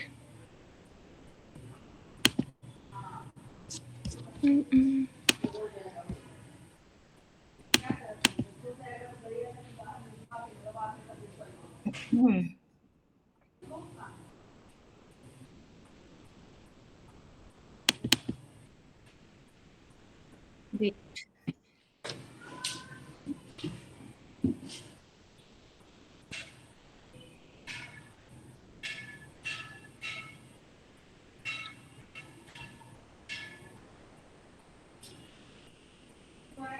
Yes. So you Okay, can so go ahead now. finally you're doing it. Okay, thank you, Ritu, Dr. Ritu, for this. I don't think I'm visible. What is happening? I don't No, know. you are visible to us. You are audible to us. Okay, Yes. okay, Continue. okay. Thank you. Okay. Okay. So the topic on which I'm going to present is representing colonial gaze and women through the lens of Bollywood. So basically, in this paper, I mean, I'm working on it and I'll be developing it further. But the thing is, I'll be seeing what colonial gaze is. We have discussed a lot about what gaze is. In this paper, I'll discuss about what colonial gaze is, and then what is the debate of the Orient and the Occident, just a bit, just to make the coherence. And then coming to the debate between Arker and Sri Aurobindo, and then I'll be going back to the national movements and how women were supposed to be there. I mean, what was the expectation and how they were thought of as Bharat Mata, and they were supposed to be the symbol of sacrifice, and that is depicted in the through the Bollywood movies also, and how there is a binary which is always working there. So, what colonial gaze is?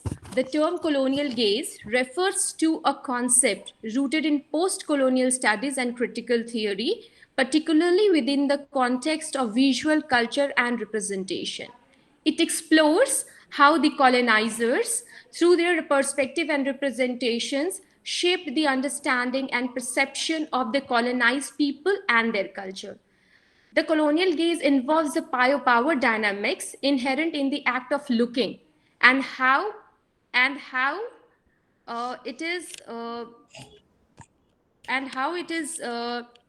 I mean, how they are looking at it, and how it influences the construction of identities, stereotypes, and hierarchies.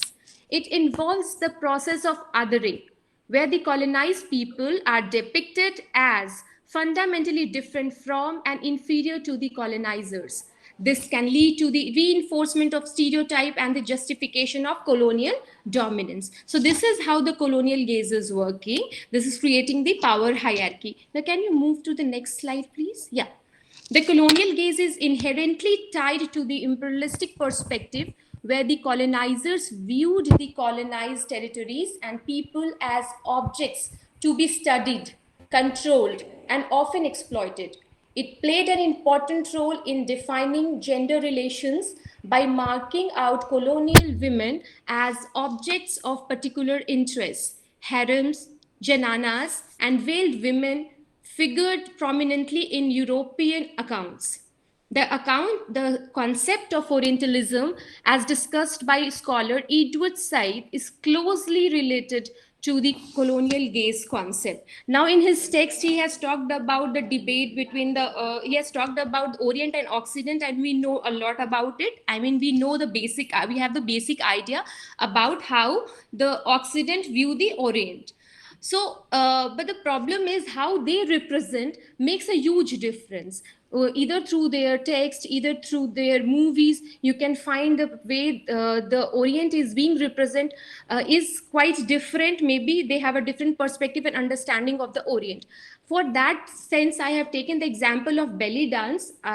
Belly dance, rather than an indigenous form of celebration or ritual, is associated with obscene eroticism and impropriety by majority of people, which has resulted because of false representation. Now, how the Occident has represented Orient, this leads to some false notion and false portrayal. Orientalism often creates binary between the West and the East, portraying the West as rational, developed, and superior, while the East is depicted as irrational, erotic, in that sense. So this binary is there between the East and the West. So can we just move to the next slide where I'll be discussing about the debate which took place between Mr. Arker, William Arker, and Sri Aurobindo.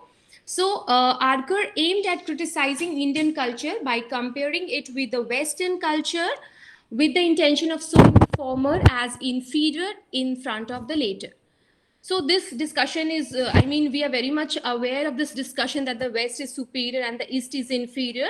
And so Arker is pointing out that India or the East is inferior and we are superior. And he is giving certain grounds for it. But Sri Aurobindo responds to him by saying that, by criticizing the Arker's claim and saying by rightly explaining, Sri Aurobindo rightly explains that the Western mind is dominated by rational idea and has denied religious and spiritual concepts. So what is the intention of criticizing India? So Sri Aurobindo is suggesting that Mr. Arker is criticizing India because it is just the expression of his mental dislike and fundamentally difference of temperament and standpoint and nothing more than that. Next slide, please. Yeah. So now during our nationalist movements, the distinction between materialism and spirituality was often invoked. I'm taking that kind of rationalism, the debate of materialism, rationality, and spirituality to that nationalist movement, which was there which was taking place in India. So in that, the distinction between materialism and spirituality was often invoked to shape a unique national identity and assert the cultural distinctiveness of India, that India is spiritual and India's cultural and social heritage, is a source of strength for them. They argued that India's rich spiritual heritage provided a unique foundation for the nation's identity, setting it apart from the materialistic pursuits associated with Western colonial powers. So I have shown an image. This is from movie Purab and Paschim. So in this also, one can very clearly see how India is portrayed in front of the West, that you don't have anything, you don't owe anything, and how the protagonist Manoj Kumar responds and he says that zero diya mere Bharat ne. He uses this, that we have contributed a lot. It is just your mental dislike that you don't want to count or give us the you can say the importance for all those things which we have done. Now the next slide, please. Yeah. The image of Indian women played a significant role in the nationalist movements in India, serving as a symbolic representation of the nation's cultural identity, traditions, and aspirations for independence. The emphasis was placed on their role as preservers of indigenous customs, moral values, and familial bonds. Now the women are supposed to carry all those customs and moral values, the burden of all those on their shoulders. So this portrayal aimed to reinforce the idea that the struggle for independence was not just a political movement, but also a cultural and moral regeneration. Yeah, thank you. Partha Chatterjee notes that the nationalist discourse in India, influenced by the Western ideas of modernity, established a dichotomy between the public sphere and the private sphere. In this, we have read The Second Sex by Simone de Beauvoir, where she clearly mentions about the private and this public domain. And here also we have this, that the male they have the hold over the public domain, whereas women are there to take care of the private domain of the home. So Chatterjee discusses the role of women as the repository of cultural values during the nationalist movement in India. The nationalist leaders emphasized the role of women in transmitting cultural heritage from one generation to another. Yeah. So I have shown the image of Mother India. This movie is very famous. Many of you have watched it also. So in this also, there is, the concept actually is of that the whole burden. She is not just a mother of a son. of her kids, but she's also taking the charge that no, I am responsible for the nation also, so I cannot do injustice to other people or cannot lose my values. So if for that sake she kills her son also in this movie. So we cannot discuss the movie here, but yeah, still I am referring to it. Chatterjee suggests that the image of Indian women was strategically used in nationalist literature, art, and discourse to symbolize the essence of the nation. Women were depicted as selfless, sacrificing, and dedicated to the cause of preserving cultural integrity.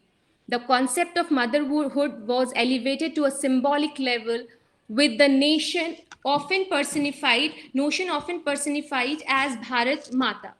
This imagery reinforced the idea that women were not only responsible for the well-being of individual families, but also for the entire nation. So now we will talk about Indian women versus Western women. I mean, coming to this part. During the nationalist movement in India, the image of Indian women was often contrasted with that of modern and Western women as part of the larger discourse on cultural identity and resistance to colonial influence. So in this, that Western females were, I mean, they were not very much intact with their values in comparison to the Indian women. So there was a dichotomy was created, Indian women versus Western women, and how, I mean, Indian women were considered as best in comparison to that. So we are moving to the next slide. We are running out of time, so I cannot, So the way Indian women, the way Indian women dressed was often contrasted with Western fashion trends. Traditional Indian attire, such as sari, was presented as a symbol of cultural identity and modesty, in opposition to what was seen as more liberal and revealing clothing of Western women. I mean, a comparison is being drawn on the basis of the dress also. So the Indian dress, sari, is, I mean, best. So now, Indian women were often symbolized as mothers of the nation, Bharat Mata. This symbolic representation elevated the status of women to a maternal role, focusing on their nurturing, self-sacrificing, and protective attributes. So now the discourse around preserving cultural values often centered on the notions of purity and chastity. This emphasis on purity served to desexualize women by associating their worth with their perceived moral character. Yeah. So now I'm taking these notions, I mean, how women are portrayed and were portrayed in Bollywood. I mean, I'm taking 1950s and 1960s in my slide. During the 1950s and 60s, Bollywood films often adhere to certain societal norms and moral standards, particularly in the portrayal of female characters. This era witnessed a trend where the heroine was typically depicted as virtuous, demure, and family-oriented, often embodying traditional values.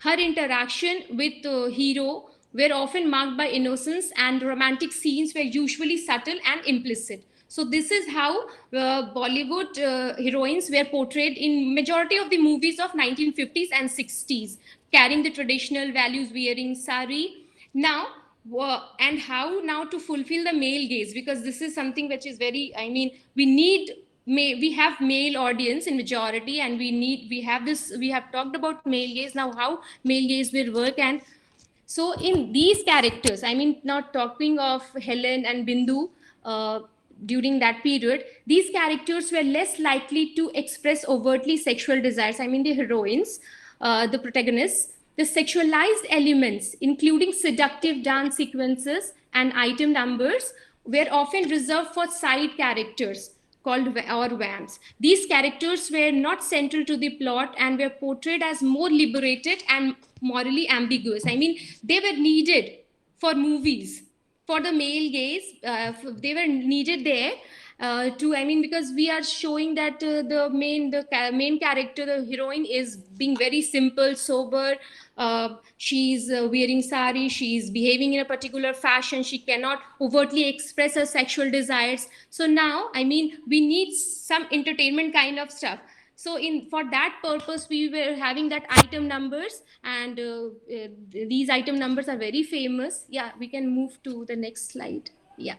So this demarcation between the virtuous heroine and the sexually charged side characters serve to maintain conservative values and adhere to societal expectations of morality.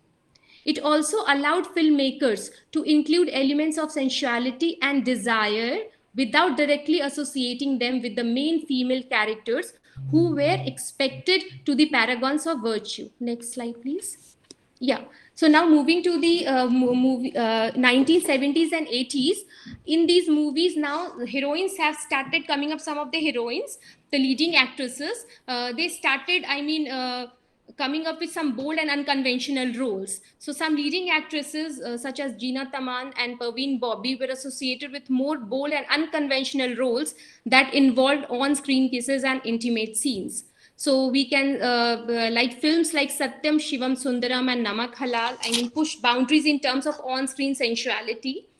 While there were instances of bold portrayals, the majority of mainstream films continued to include romantic themes and melodrama, with actresses playing roles that emphasize emotional conflicts, love, and sacrifice. But the major thing is that sacrifice part, which is supposed to be performed, or which is there to be associated with women every time.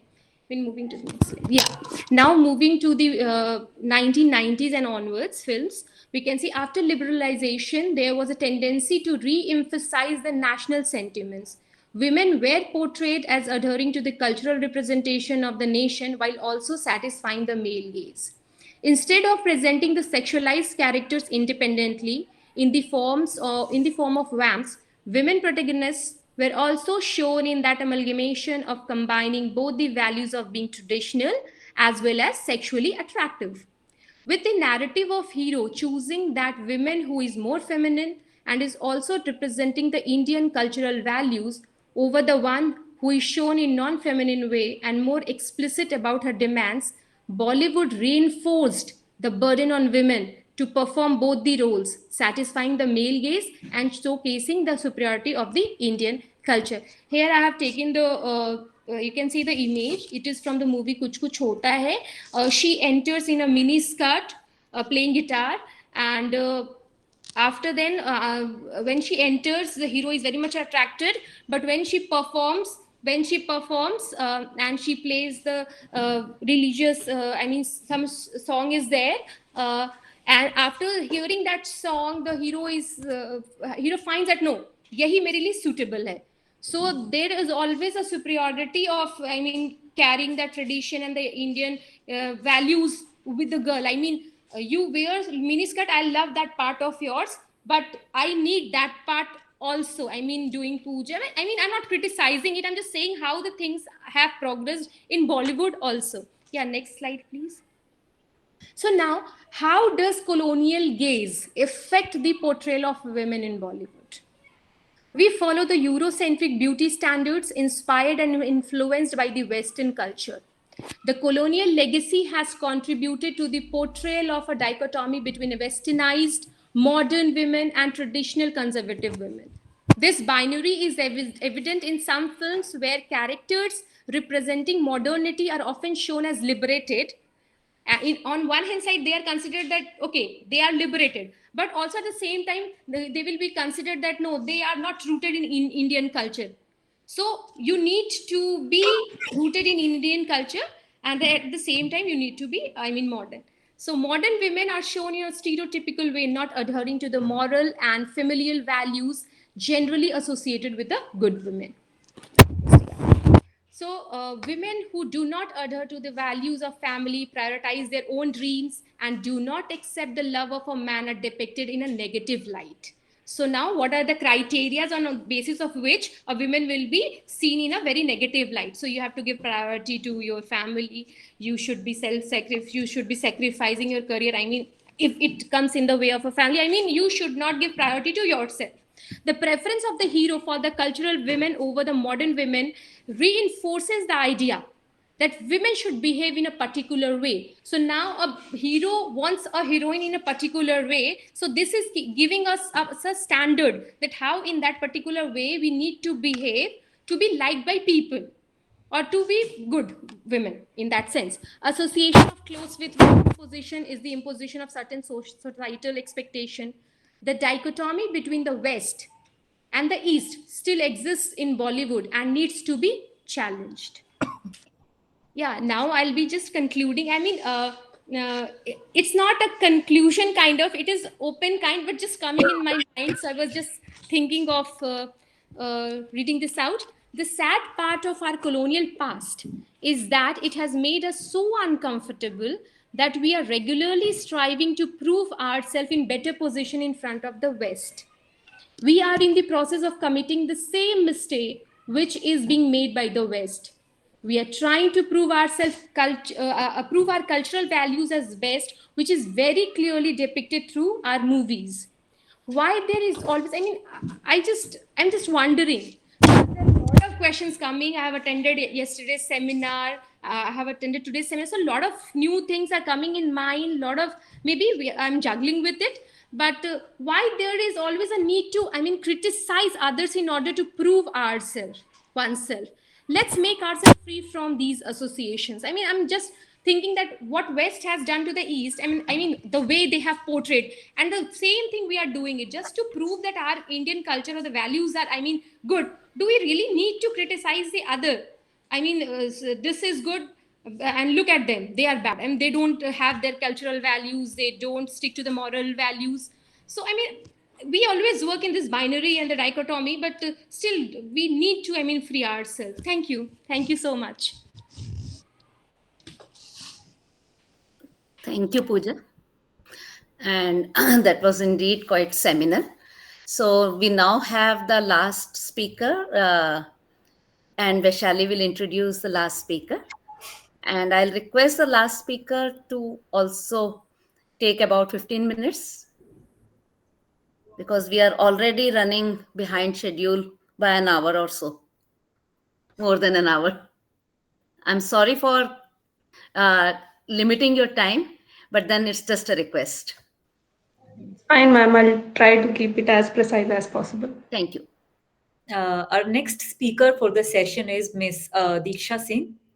Diksha Singh is a PhD scholar and junior research fellow in the Department of Philosophy, University of Delhi. Her scholarly pursuits revolve around social and feminist epistemology, gender studies, and classical Indian philosophy.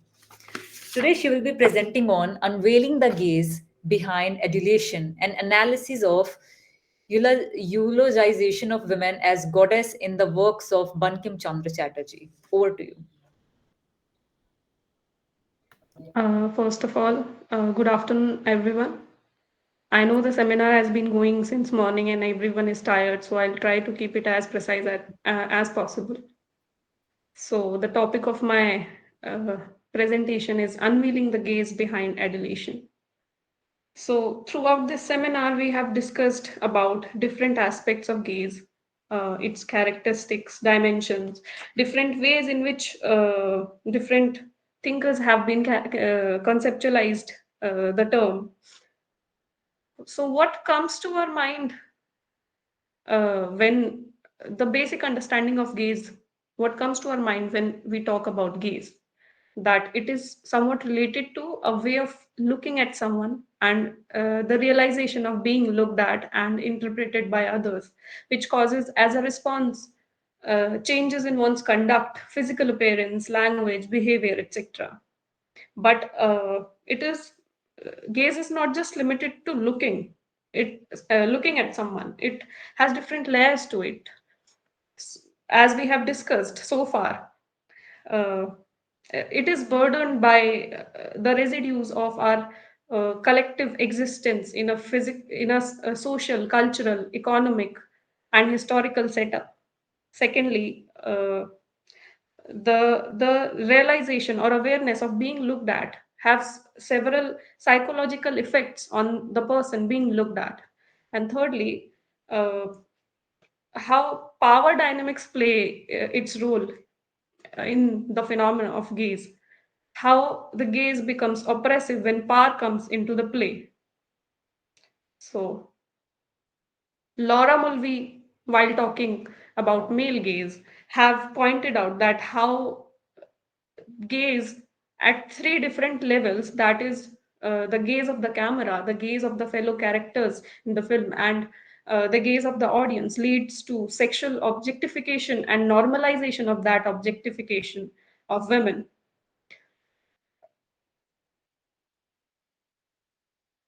And how, as an audience, women have tendency to become accustomed to that gaze and to internalize that gaze. But most of the discussions about male gaze have been revolve around the sexual objectification of women, and how the mass of mainstream film plays on the voyeuristic fantasy of the audience. So Mulvey's discussion also revolves around this. But there is another way in which women have been represented, especially in Indian art and literature, which is in contrast to the above mentioned way of representing women, that is, sexualizing them. It is their representation in the form of goddess, as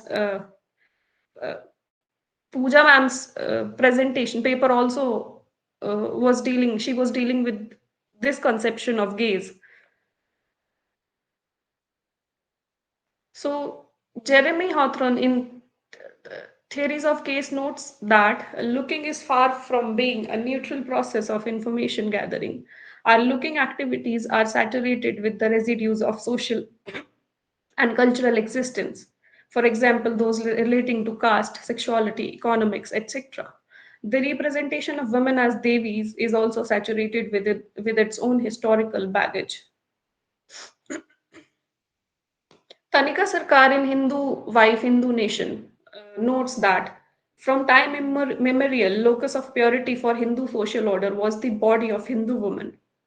And the popularization of this image have its roots in the anti-colonial struggle. With respect to the writings of Bankim Chandra, it is directly linked to the project of cultural transformation. As Pooja ma'am pointed out, that fight for the freedom was not only a political struggle, but was also an effort for cultural transformation and moral regeneration of the fabric of society. So Uma Narayan in her work Dislocating Cultures points out that there were colonizing powers and many Enlightenment scholars who were critical about the norms and practices of domestic Hindu life and the ways in which their customs led to suppression of women. This criticism was used as the basis for justification of authoritarian rule by colonial ruler over the colonized masses, as they were considered to be backward and barbaric, and their culture to be static in nature. As a response, in order to establish cultural superiority, third world elites started to construct the picture of their culture as ancient and spiritual. And started considering change as a symptom of cultural degradation. Nationalists in India also started glorifying the image of Mother Goddess by insisting on the fact that their culture regard women as goddess. Many modern reformists, on the other hand, accepted the fact that there was the need to introduce some changes in the traditions which were exploitative towards women, but most of them didn't want to surrender to the colonizing powers by accepting their customs. And this is where such representation of women have its roots. So why Bankim Chandra? Why I have taken Bankim Chandra and his work as an example? It is because his lifespan coincided with the time when in India women's question came to be recognized as an important issue. He was an important figure in the nationalist movement in India, which deeply affected women's question in India. And during the nationalist movement, there were three mutually exclusive sets of critical approaches which were popular. And Bankim's vision seems to be affected by all three of them. First of all, his concern for various social issues and critical attitude towards various traditional practices, which were exploitative in nature, seemed to be influenced by liberal reformist position. Secondly, his criticism were limited by the guilt he shared for colluding with the colonial rule as he served as a magistrate in the colonial government. Thirdly, he propagated a revivalist ideology and advocated for a Hindu nation. And most important aspect is his presentation of nation as a woman who is a mother and a goddess in his most celebrated work, Anand Math. So what he was trying to do is he was trying to create a new social order. And his visualization of new social order was influenced by Comtean positivism. In Comte's formulation of new social order, what he was trying to do is he was trying to combine two exclusive elements of society, that is Catholic order and capital industry. And this is where Bankim Chandra took his inspiration from. His concept of dharma for achieving and maintaining social order consisted of assimilation of doctrine of power and philosophy of spirit. So, in this regard, Western culture was superior in terms of power. Bankim Chandra explored and studied Western thought. He knew that India needed to learn from West and its modernity. So, what he was trying to do is to imbibe Western doctrine of power and rationality into the Indian culture.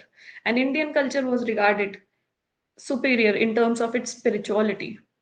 So, in order to reconcile materialistic ideal without polluting the spiritual essence, Bankim Chandra's approach was premised on the binary categorization of nation in terms of spiritual versus materialistic domain. So, this material versus spiritual dichotomy corresponded to animal versus godlike dichotomy, or external versus internal dichotomy, which in turn corresponds to public space versus private space.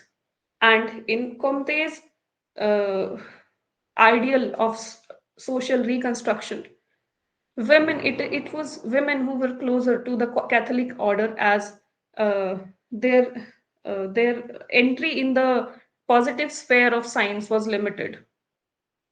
Furthermore, as Tanika Sarkar argued, women's body have been the locus of purity in Hindu order from time immemorial.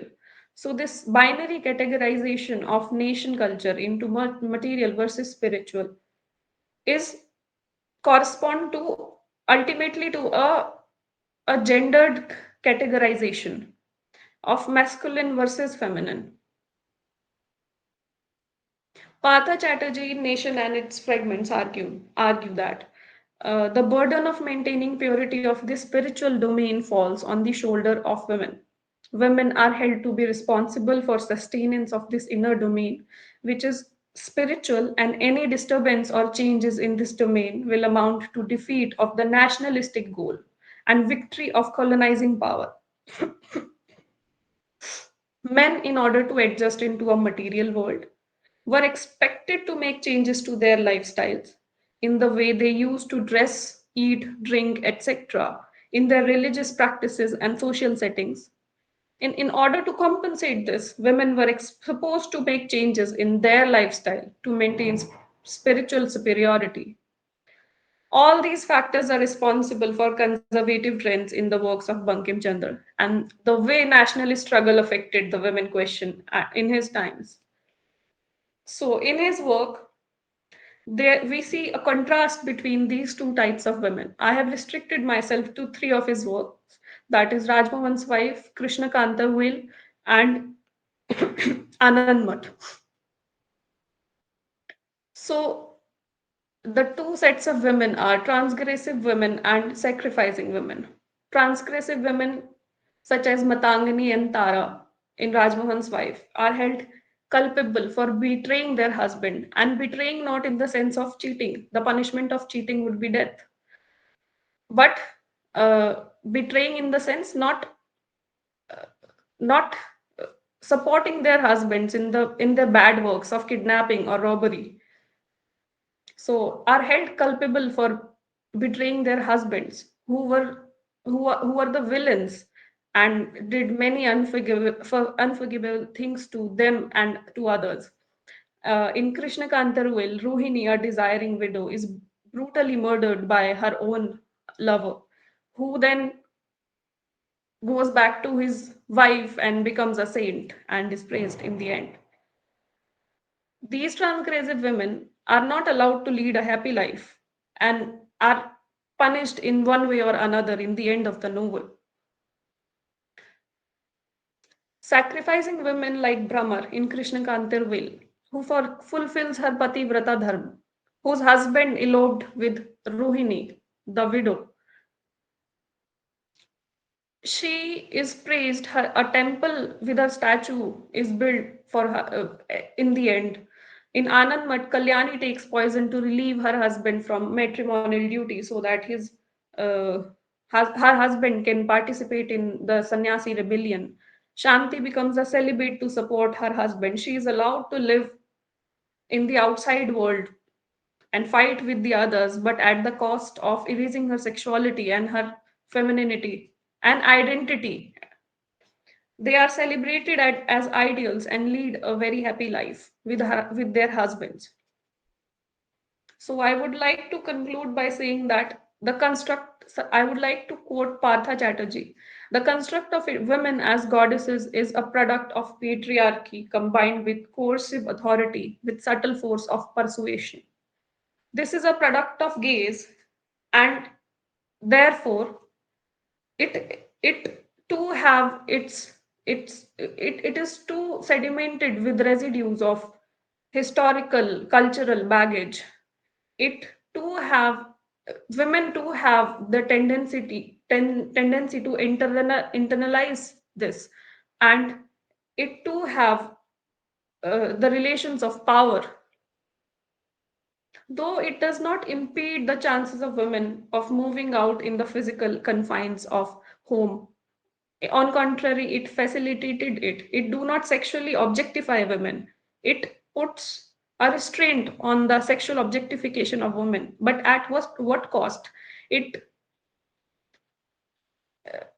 creates condition that would not threaten her sexuality, but at what cost? It does so by completing erasing their sexuality and autonomy in the world outside their homes. And the legacy of such representation of women is what we see in today's narratives. The two kind of narratives of women, as pointed out by Pooja ma'am in her presentation. The legacy of such representation of women is there in Bollywood, in TV serials, and so on, and in society in general. That's all. Thank you. Thank you, Diksha, for keeping the time as well as for a wonderfully structured presentation. Very quickly, if I can sum it up the session, I would like to do that. The session was actually about two aspects largely. One was looking at, if I can say, the geographical identity getting into or fitting into the mainstream somewhere.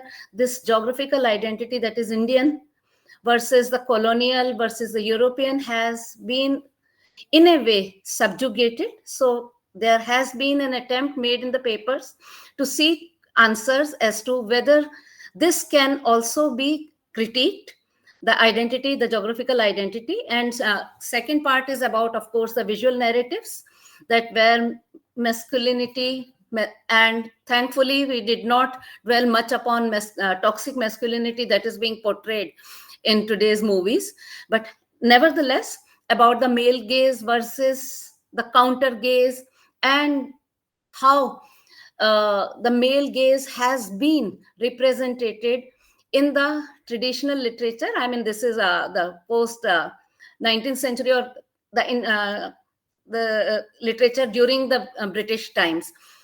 However, there was very interesting space given by Dr. Anjali Chaubey to the physical space, which is a requirement for those whom we don't consider, I mean, who are actually marginalized in multiple ways.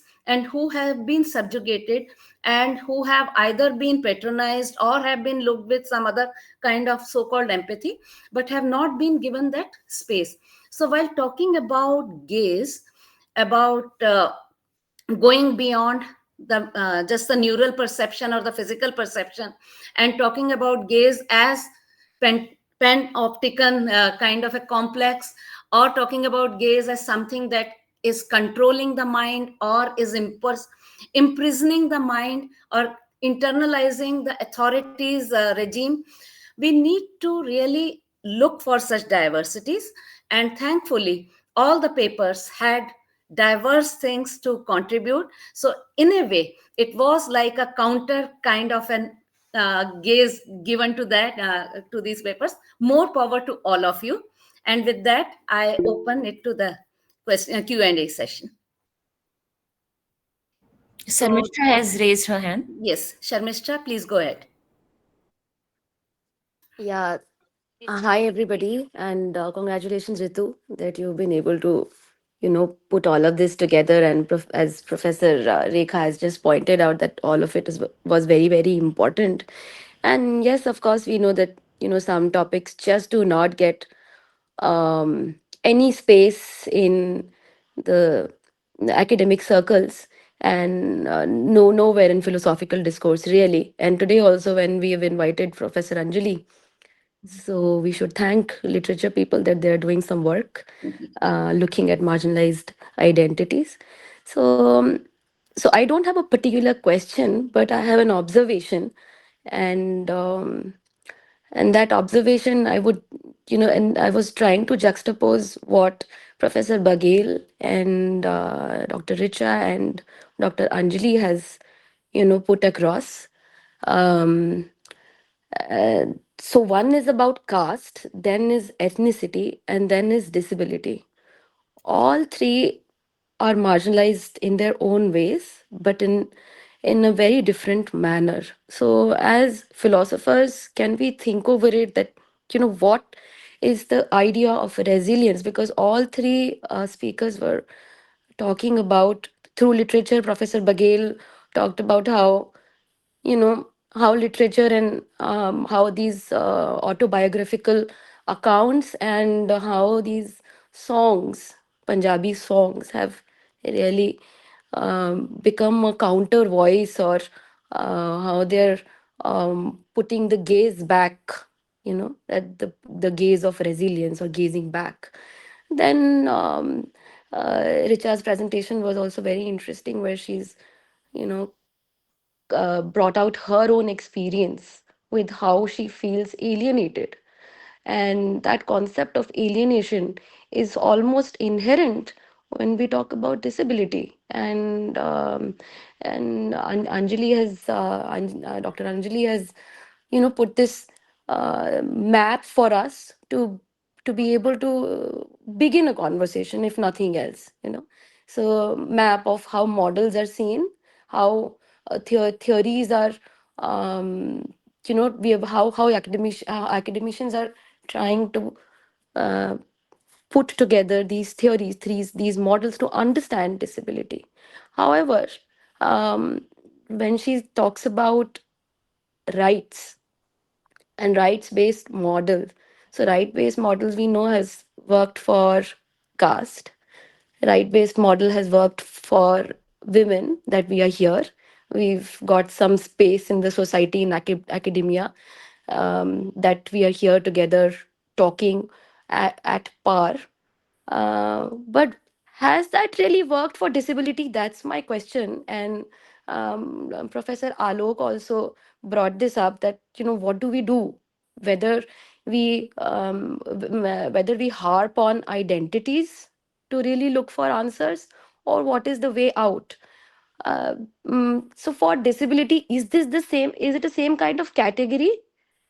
That's my question to maybe all of you. I don't know who would want to answer. I'm not keeping it specific, because I'm using disability as a prosthetics here, and I'm not really using disability I'm not talking about that particular gaze. And a particular and a specific question to Dr. Anjali. And I must congratulate you that you've brought this up very, very boldly. But if we and you said that twice because your presentation was not visual, was not visible. So I think it must have been very visual when this wheelchair user is, resilient and giving that rebuttal that I wonder how is it to be a patronized bastard. Now my question is, if you translate it metaphorically, and if you see if that rebuttal echoes and becomes a louder voice of disabled community within our institutes, within society, would that rebuttal, would that phenomenological rebuttal to the charity model, or a rebuttal, a right based rebuttal um, to the medical model and the social model to some extent? Actually, the social model works well and works counter to right based models both, actually. So we can talk about it later. If so, I'm a person with disability myself, I'm a blind person. So this crip movements and blind movements, they have come out of critical disability studies. So that was not talked in your presentation though. But yeah, but can we take right based rebuttal or resilience or gaze back as a solution? That's my specific question to Dr. Anjali. Because if that is echoed, do you really think that disabled people will be welcomed? Because just as Dr. Pooja Ray also, she also emphasized, how gaze, how different women, how different portrayal of women through these movies, through these characters, as we've seen from Helen to Parveen to, so on and so forth. That the shift, we've seen that shift, and we've seen that resilience. But at the same time, were these women welcomed in their own space, in their own time? And when we talk about disability, isn't it timeless? Like, for example, if somebody behind the camera says that, excuse me, nothing about us without us, and can a disabled person say that to an academic program? Really not. I don't think so. So what is the resilience? Is what where do we, when we talk about gaze back? And interestingly, so ethnicities, when we are talking about Indians going abroad, and when we are resilient enough, and when we are very, very silently putting across our counters, it is rather seen as smart.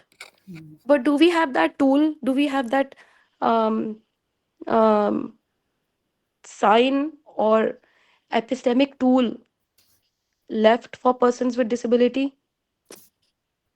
Isn't that a slogan? I mean, the slogan that was used, if that becomes real, what will the space be? Would that become a binary? The difference will become deeper, or would that create a conversation? I don't know. I'm also thinking, because I have really myself, I also do disability theory. I don't see that success coming in, because we don't see that, we don't really subjectively apply theories. So yeah, if my seniors, my colleagues could really venture on it, it'll be nice. Thanks. Thank you. Yeah. Thank you, Sharmishta, for your observation as well as your questions. In terms of, whether rights-based model be working effectively for the disabled community, or there are better ways to go about it, I would just say that, there are parallelly different methods which are at work in the present, and rights-based is only a very, relatively recent approach to disability. Whether we can see it as being effective, only time alone would tell. But in this model or in this framework, we situate disability for what it is, disability being born out of condition of impairment, that impairment interacting with the boundaries which are human made. Secondly, I feel that there's no one way of going about it, because one may encounter various kinds of assumptions and various kinds of discrimination and biases against disabilities. And one can take recourse to wit, one can take recourse to anger, one can also take recourse to asking for reasonable accommodation. The fact is that the disabled individual needs the necessary tools to sort of have that space to articulate. Well, then responsibility lies on the disabled individual. But I am talking to philosophers. What do we have? Where is the solution?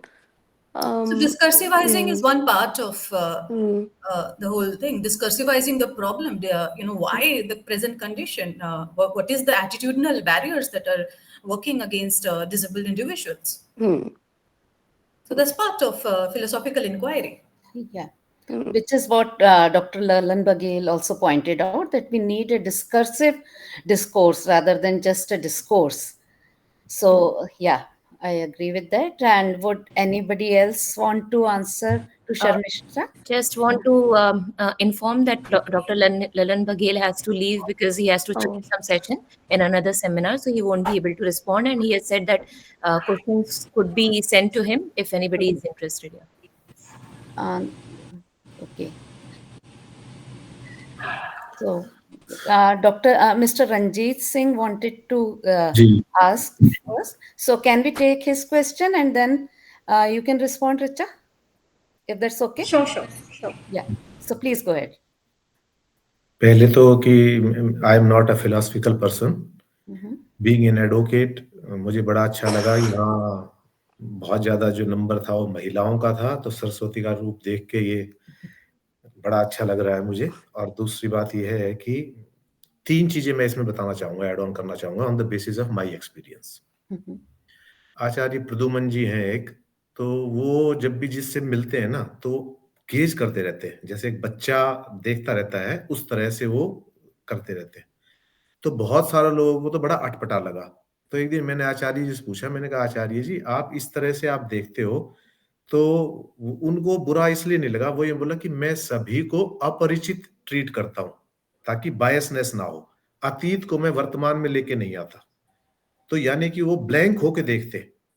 और यही चीज कहीं ना कहीं आप देखेंगे कि जब भी हम देखते हैं तो हमारी जो सेंसेस पीछे काम नहीं कर रही होती है, तो हम अचानक किसी तरफ देख तो रहते हैं लेकिन देख नहीं रहे होते, क्योंकि हमारे ख्याल कहीं और होते हैं। तो आंखों के पीछे जो सेंस काम कर रही होती है वो कहीं और एंगेज होती है। तो इसलिए तो ये जो गेजिंग है कई बार इस तरह की भी होती है कि आप बड़ी मासूमियत से कर रहे हो, क्योंकि आप पीछे ब्लैंक हो, आपके पीछे कोई भाव नहीं है, तो आपको लगता है। दूसरी बात ये थी कि एक और जो बात आई थी, जो डॉक्टर अत्रेजा ने जो बात कही थी, बहुत रियल एक्सपीरियंस आपको बता रहा हूं कि एक बार मैं एक रेप केस लड़ रहा था और एक्यूज्ड की तरफ से था मैं, और I was on almost on the verge of winning the case. उस समय वो औरत जो है वो मेरे पास आती है कि मुझे वैसे तो अप्रोच नहीं करना चाहिए, आप अपोजिट काउंसिल हो, लेकिन वो रोने लग गई। वो बोली अंकल जब मैं अपने आप को देखती हूँ तो मुझे रोना आता है, ये शरीर जो मुझे इतना प्यारा था, सबसे मैं इसको निहारती थी, तैयार होती थी, अब I am unable to face the mirror. तो ये जो डिसेबिलिटी है ना, इस तरह की डिसेबिलिटी भी हमारे अंदर आ जाती है कि हम अपने से ही दूर हो जाते हैं, अपने को ही फेस नहीं कर पाते। और इसका बहुत अच्छा उदाहरण यदि आपने देखी हो 376D एक मूवी है, उसके अंदर एक रेप अटेम्प्ट होता है, वो मेल के साथ होता है, और पूरी मूवी यदि आप देख पाए तो आप देखना, उसमें भी वही होता है। ऐसा नहीं है कि ये फीलिंग केवल महिलाओं में आती है, एक लड़के के साथ जब इस तरह की बात होती है तो सेम मुझे वही चीज याद आई कि वो शीशे में देख के शीशा तोड़ रहा है, अपने चेहरे को रब कर रहा है। तो ये सारी चीजें ये बहुत गहरी जुड़ी हुई है। और तीसरी जो बात जो डॉक्टर टंडन कह रहे थे कि जब हम विशेष में जाते हैं, विशेष में मतलब जब हम उस चीज की डीप नॉलेज एक्वायर करना चाहते हैं, या ईगो के ऊपर, ये ईगो से भी रिलेटेड है कि हम अपने ज्ञान को बढ़ाकर दिखाना चाह रहे हैं, तो हम सेगमेंट्स में चले जाते हैं उन चीजों के। गेजिंग जो है, फिर हम समाज के एक पर्टिकुलर चीज के ऊपर पूरी अपनी एनर्जी लगा देते हैं उसके अंदर।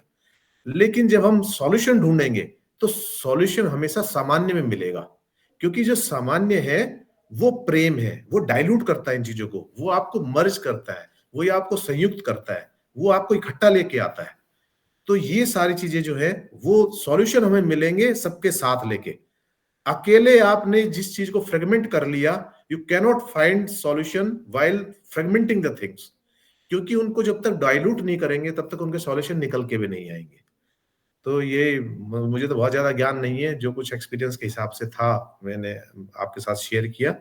बाकी ये जो सेशन था बड़ा अच्छा लगा, और I am thankful to all of you कि आपने इस चीज को, छोटा सा विषय था, गेज में समझ रहा था, लेकिन इतने अच्छे से नरेट किया। और एक बार फिर आपका सबका धन्यवाद। Thank you, Ranjit Singh ji, for adding to the perspective. Yes, these empirical perspectives give us a lot to think and lot to reflect on the meanings of gaze. And as I have been saying from the beginning of the session, that yes, there is always another side to it, not only the counter gaze, but something called the collective, or I was just writing it, that we are still stuck about projecting the freedom. We are still there. So we need to really free ourselves from many constructions. So in a way, gaze, if we try to delayer the concept of the gaze, probably we'll find that probably we have been complicating it in many ways, but at the same time, yes, we need to evolve.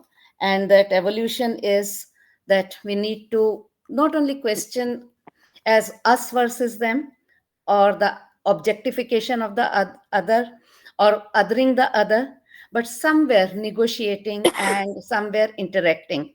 And as far as today's technology is concerned, so probably Heidegger may come to rescue, even though there are different sides of Heidegger, but then his struggle for poiesis.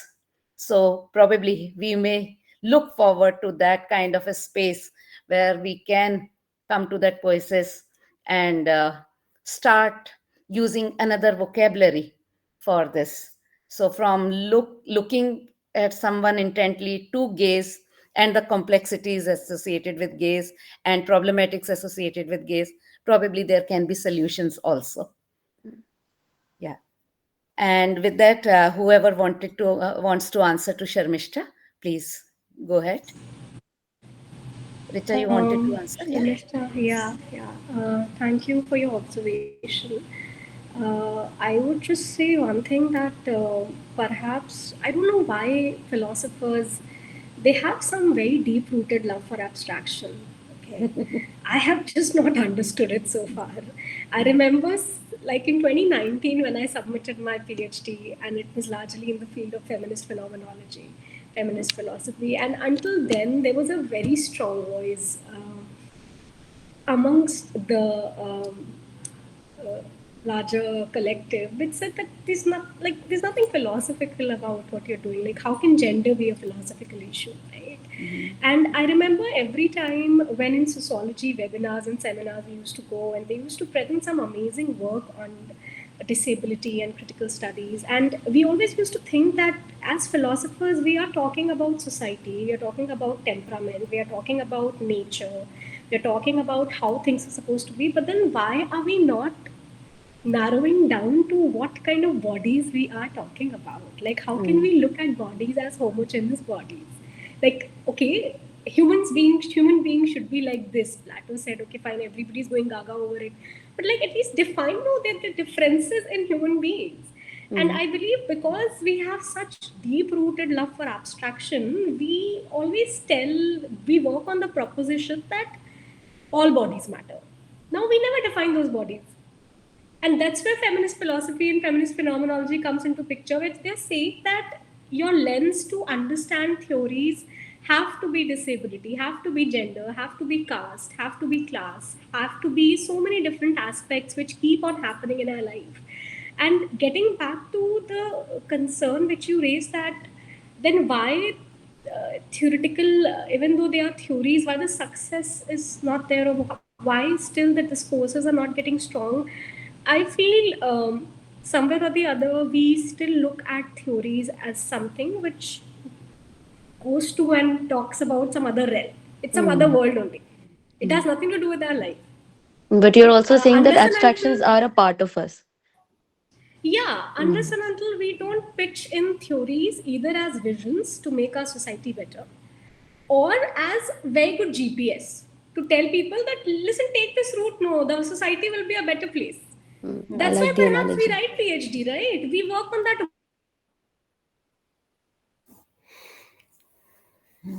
Somewhere or the other, especially in philosophical classes, when theories, and we are theoretical people, we only do theories. We don't have empirical knowledge and we don't go on field work. So I think perhaps we need to pitch in theories in a manner, like these to students. That, okay, Plato said this, but there's also feminist philosophers critiquing Plato for this. Now you decide how you would want to understand Plato. Don't have that white fetish all the time. Right. So I think there has to be a critical discourse to everything which we only teach in our class. Whether it's through Indian domain, South Asian domain, caste domain, class domain, disability domains, and something I believe, which I always tell my students, that like right now it's hot here, and if I'll go out, I'll wear glasses to just protect my eyes, right? And tomorrow, if it's raining, I'll not wear glasses. So every time when we interact with society and when we understand society, we need to keep on changing our lenses. We cannot keep abstraction as lenses all the time and be like, we can't talk about all this is for sociologists and this and that. No, if you're saying that we are producing public intellectuals and we are interested in making society a better place, then you have to establish the fact that if every body matter, then you define the differences in those bodies and the challenges which they go through. Right. So I don't know. I think I'm still thinking about what you said, but perhaps, it's a limitation in philosophy unless and until a divorce will not happen between abstraction and philosophy. I don't know. I don't think you should divorce it, though. Ritu is trying to reclaim her Praxis space. would do better. In fact, that interaction between application, the practical, and the abstract, top down or bottom up, either of the ways, but we need to keep negotiating. So Ritu wanted to ask something. Yeah, but this is what Ritu has been trying to do actually. It's a nice idea to bring this together.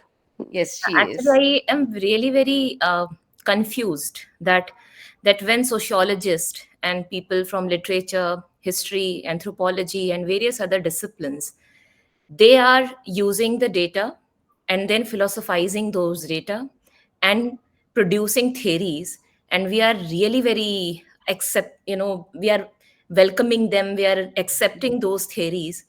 And on the other hand, when we are using the data, trying to philosophize it, and then trying to philosophize their theories, we are said that it's not philosophy.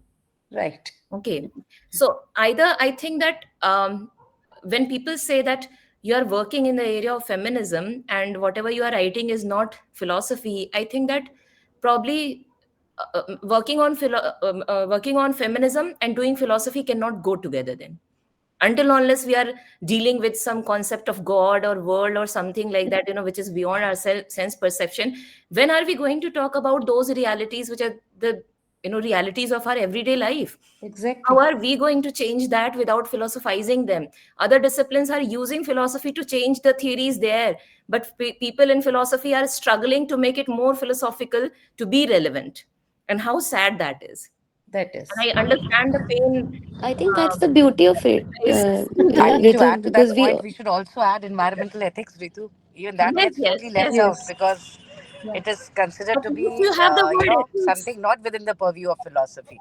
See, at least you have the word ethics.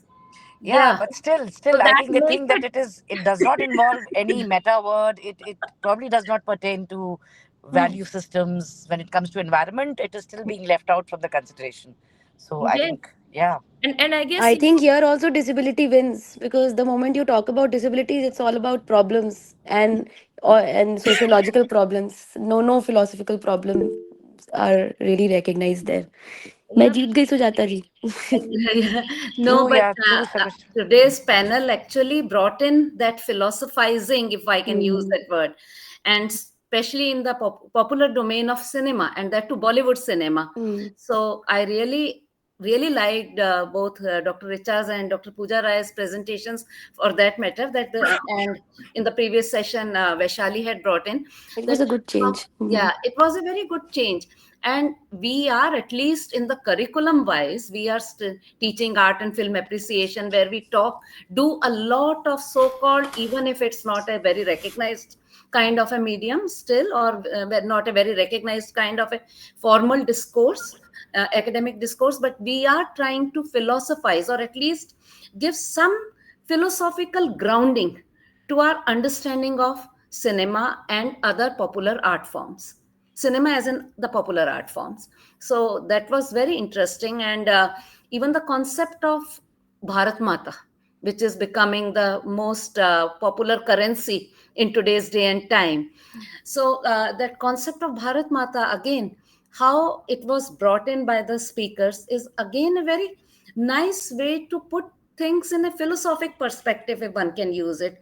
The problem is that all disciplines think that they are philosophizing certain things, and we, the philosophy people, we feel that no, we are not doing anything, we are just accepting everything. So we need to find ourselves, we need to gaze ourselves, gaze back at other disciplines, and with this interactive gaze only, I think we can really bring philosophy to the public domain. Yeah. We can see that Dr. Pooja Rai and Pravajya have raised their hands. Yeah.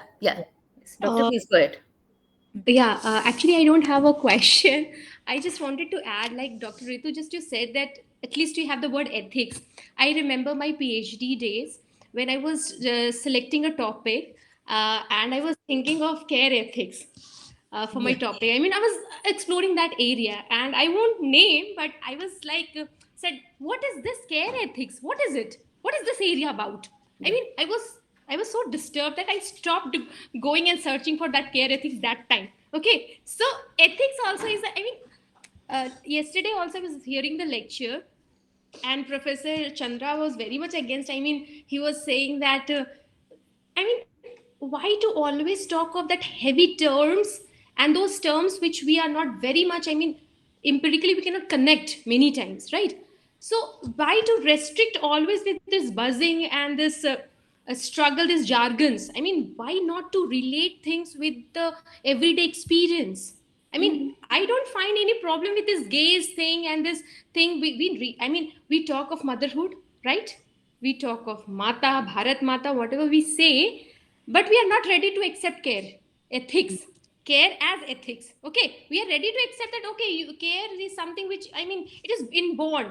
You're there to take care of the family, but we are not there to accept any field called care ethics as such. So this is very problematic. I just wanted to add this part. Thank you. I totally agree with you on that, because we have had a lot of discussion on care ethics, including care ethics as one of the papers. So I know where you're coming from, and I know I have been through this. And whereas I actually feel that in the applied field of ethics, if we can't discuss casuistry and care ethics, what are we doing with our subject? They are not ethical enough to include. Yeah, they are considered not ethical enough to be included. I think philosophy deals with here and now. So whatever is in existence, like as we say in Indian philosophy, the darshana, whatever we perceive, we can philosophize on that. Yeah, why not? So that also says, I guess Berkeley has said to be is to be perceived. Right. Probably philosophy is not being able to be perceived. Perceive us. Like the morning speaker said, no, that when Meta was reconstructing its policies, only the philosophy people were kept in the background. So we are still not being perceived. Yes. Yeah. So there was another question. Yes. Yeah, Pravajya. Hello, ma'am, and First of all, I want to start by thanking the organizers for such a wonderful session, both yesterday and today. It was really thought-provoking, and it gave me a lot to think about, not just, regarding gays and such, but with what the conversation has come to now about what philosophy is and what it is not. So that as well. And this is me, coming from as a student of philosophy, as someone who want to do, something in philosophy. Uh, Philosophy being solely focused on abstraction is somehow, from what I believe, is isolating it from, a lot of prospective students, because philosophy as it is being done in India is very different from, at least I am more interested in how it is being done in Europe, the kind of projects that they are doing there. And they are, their method of combining it with empirical studies, with things that are going on, whether in healthcare, whether in policy making, whether in, environmental ethics, it is phenomenal. And that is something that I see lacking in our departments in India. So, and regarding Pooja ma'am's experience with her PhD days, in 2021, I gave an interview in JNU, and my topic was care ethics in police and prison administration, for which I had done a project in the Bureau of Police Research and Development under the MHA. And I was given the same response from the department that it is not philosophical enough. The topic is not philosophical enough. So for me, I feel that this really, discourages and somewhat isolates philosophy for a lot of students who, want to bridge the gap between philosophy and our everyday life and the problems that we see around us. So it can't, like, it is a meta discipline. It can't exist in isolation and abstraction. That should not be the way, at least from what I see, philosophy should be, proceed further. Thank you. Yeah. So I think we can bring the session to a conclusive end. And philosophy philosophy has to change its way. It has to change its way. Just one thing that I was very glad, as Dr. Richa Shukla mentioned, that when she started working on her PhD thesis, everybody was raising this question that how is this philosophy? Yeah. I had the opportunity of being her examiner. Okay, I took her viva, PhD viva, and I was so glad to see that somebody wrote a thesis. This is actually on this topic. Okay. Actually, yeah. And she did a lot of commendable work and philosophized it, if we can use that word. She did actually philosophize, and she also brought in a women's collective doing that empirical research. Added, it was an additional thing, which was again very philosophical in its approach. Yeah. So we can do a lot of things. I mean, we philosophy people can do a lot of things. And once again, Dr. Anjali has shown us the path that absolutely, speaking from literature's perspective, if that could do so much to this topic, then philosophy people have to learn something. We have to take it. We are quite experimental in our area. We do maternal studies where we are looking at how motherhood impacts different aspects of our existence, looking at the representation of the same in literature. And, of course, somebody did say in the previous session that philosophers are struggling and those who are on the cultural studies wagon, they are better off. So perhaps cultural studies are the buzzword that can be, that allows us to extend our disciplinary inquiry into domains which are, very, very lived and very experiential. Yeah. Yes. But there's much to learn from philosophy as well. We can talk about it later, and maybe Ritu can facilitate that program sometime later and invite philosophers who are working in disability also. Where we all of us will sit together and discuss this. Yes. We heavily draw from philosophy. Philosophy and literature are, they come from the same domain. You cannot separate one from the other. Yeah. True. Yeah. So looking forward for more interaction with all of you. Always. Always, yeah. Thanks. So, Ritu and Disha, can we bring it to the end? Conclude it? Yes, yes. So, thank you so much, ma'am, for your patience and your insights to whatever has been presented here.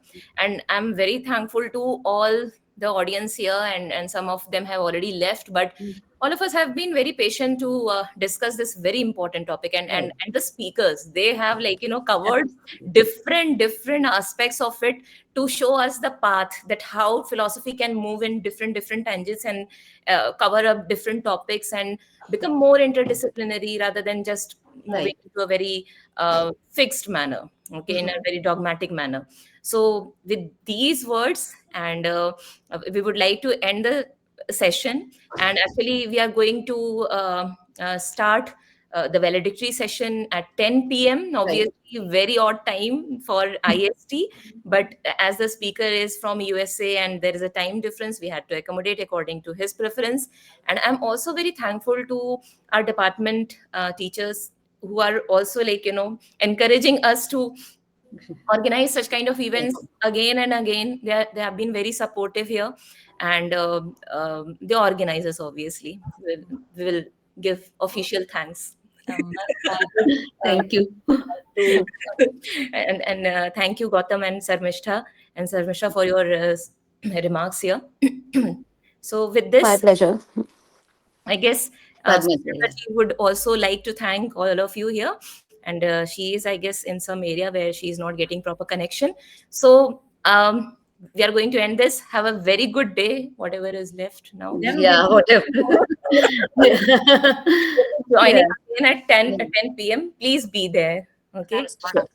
Yeah. Okay. Thank you. Okay. Thank you. Thank you, everyone. Bye. Thank you, everyone. Bye bye. Thank you. Bye. Bye. Bye.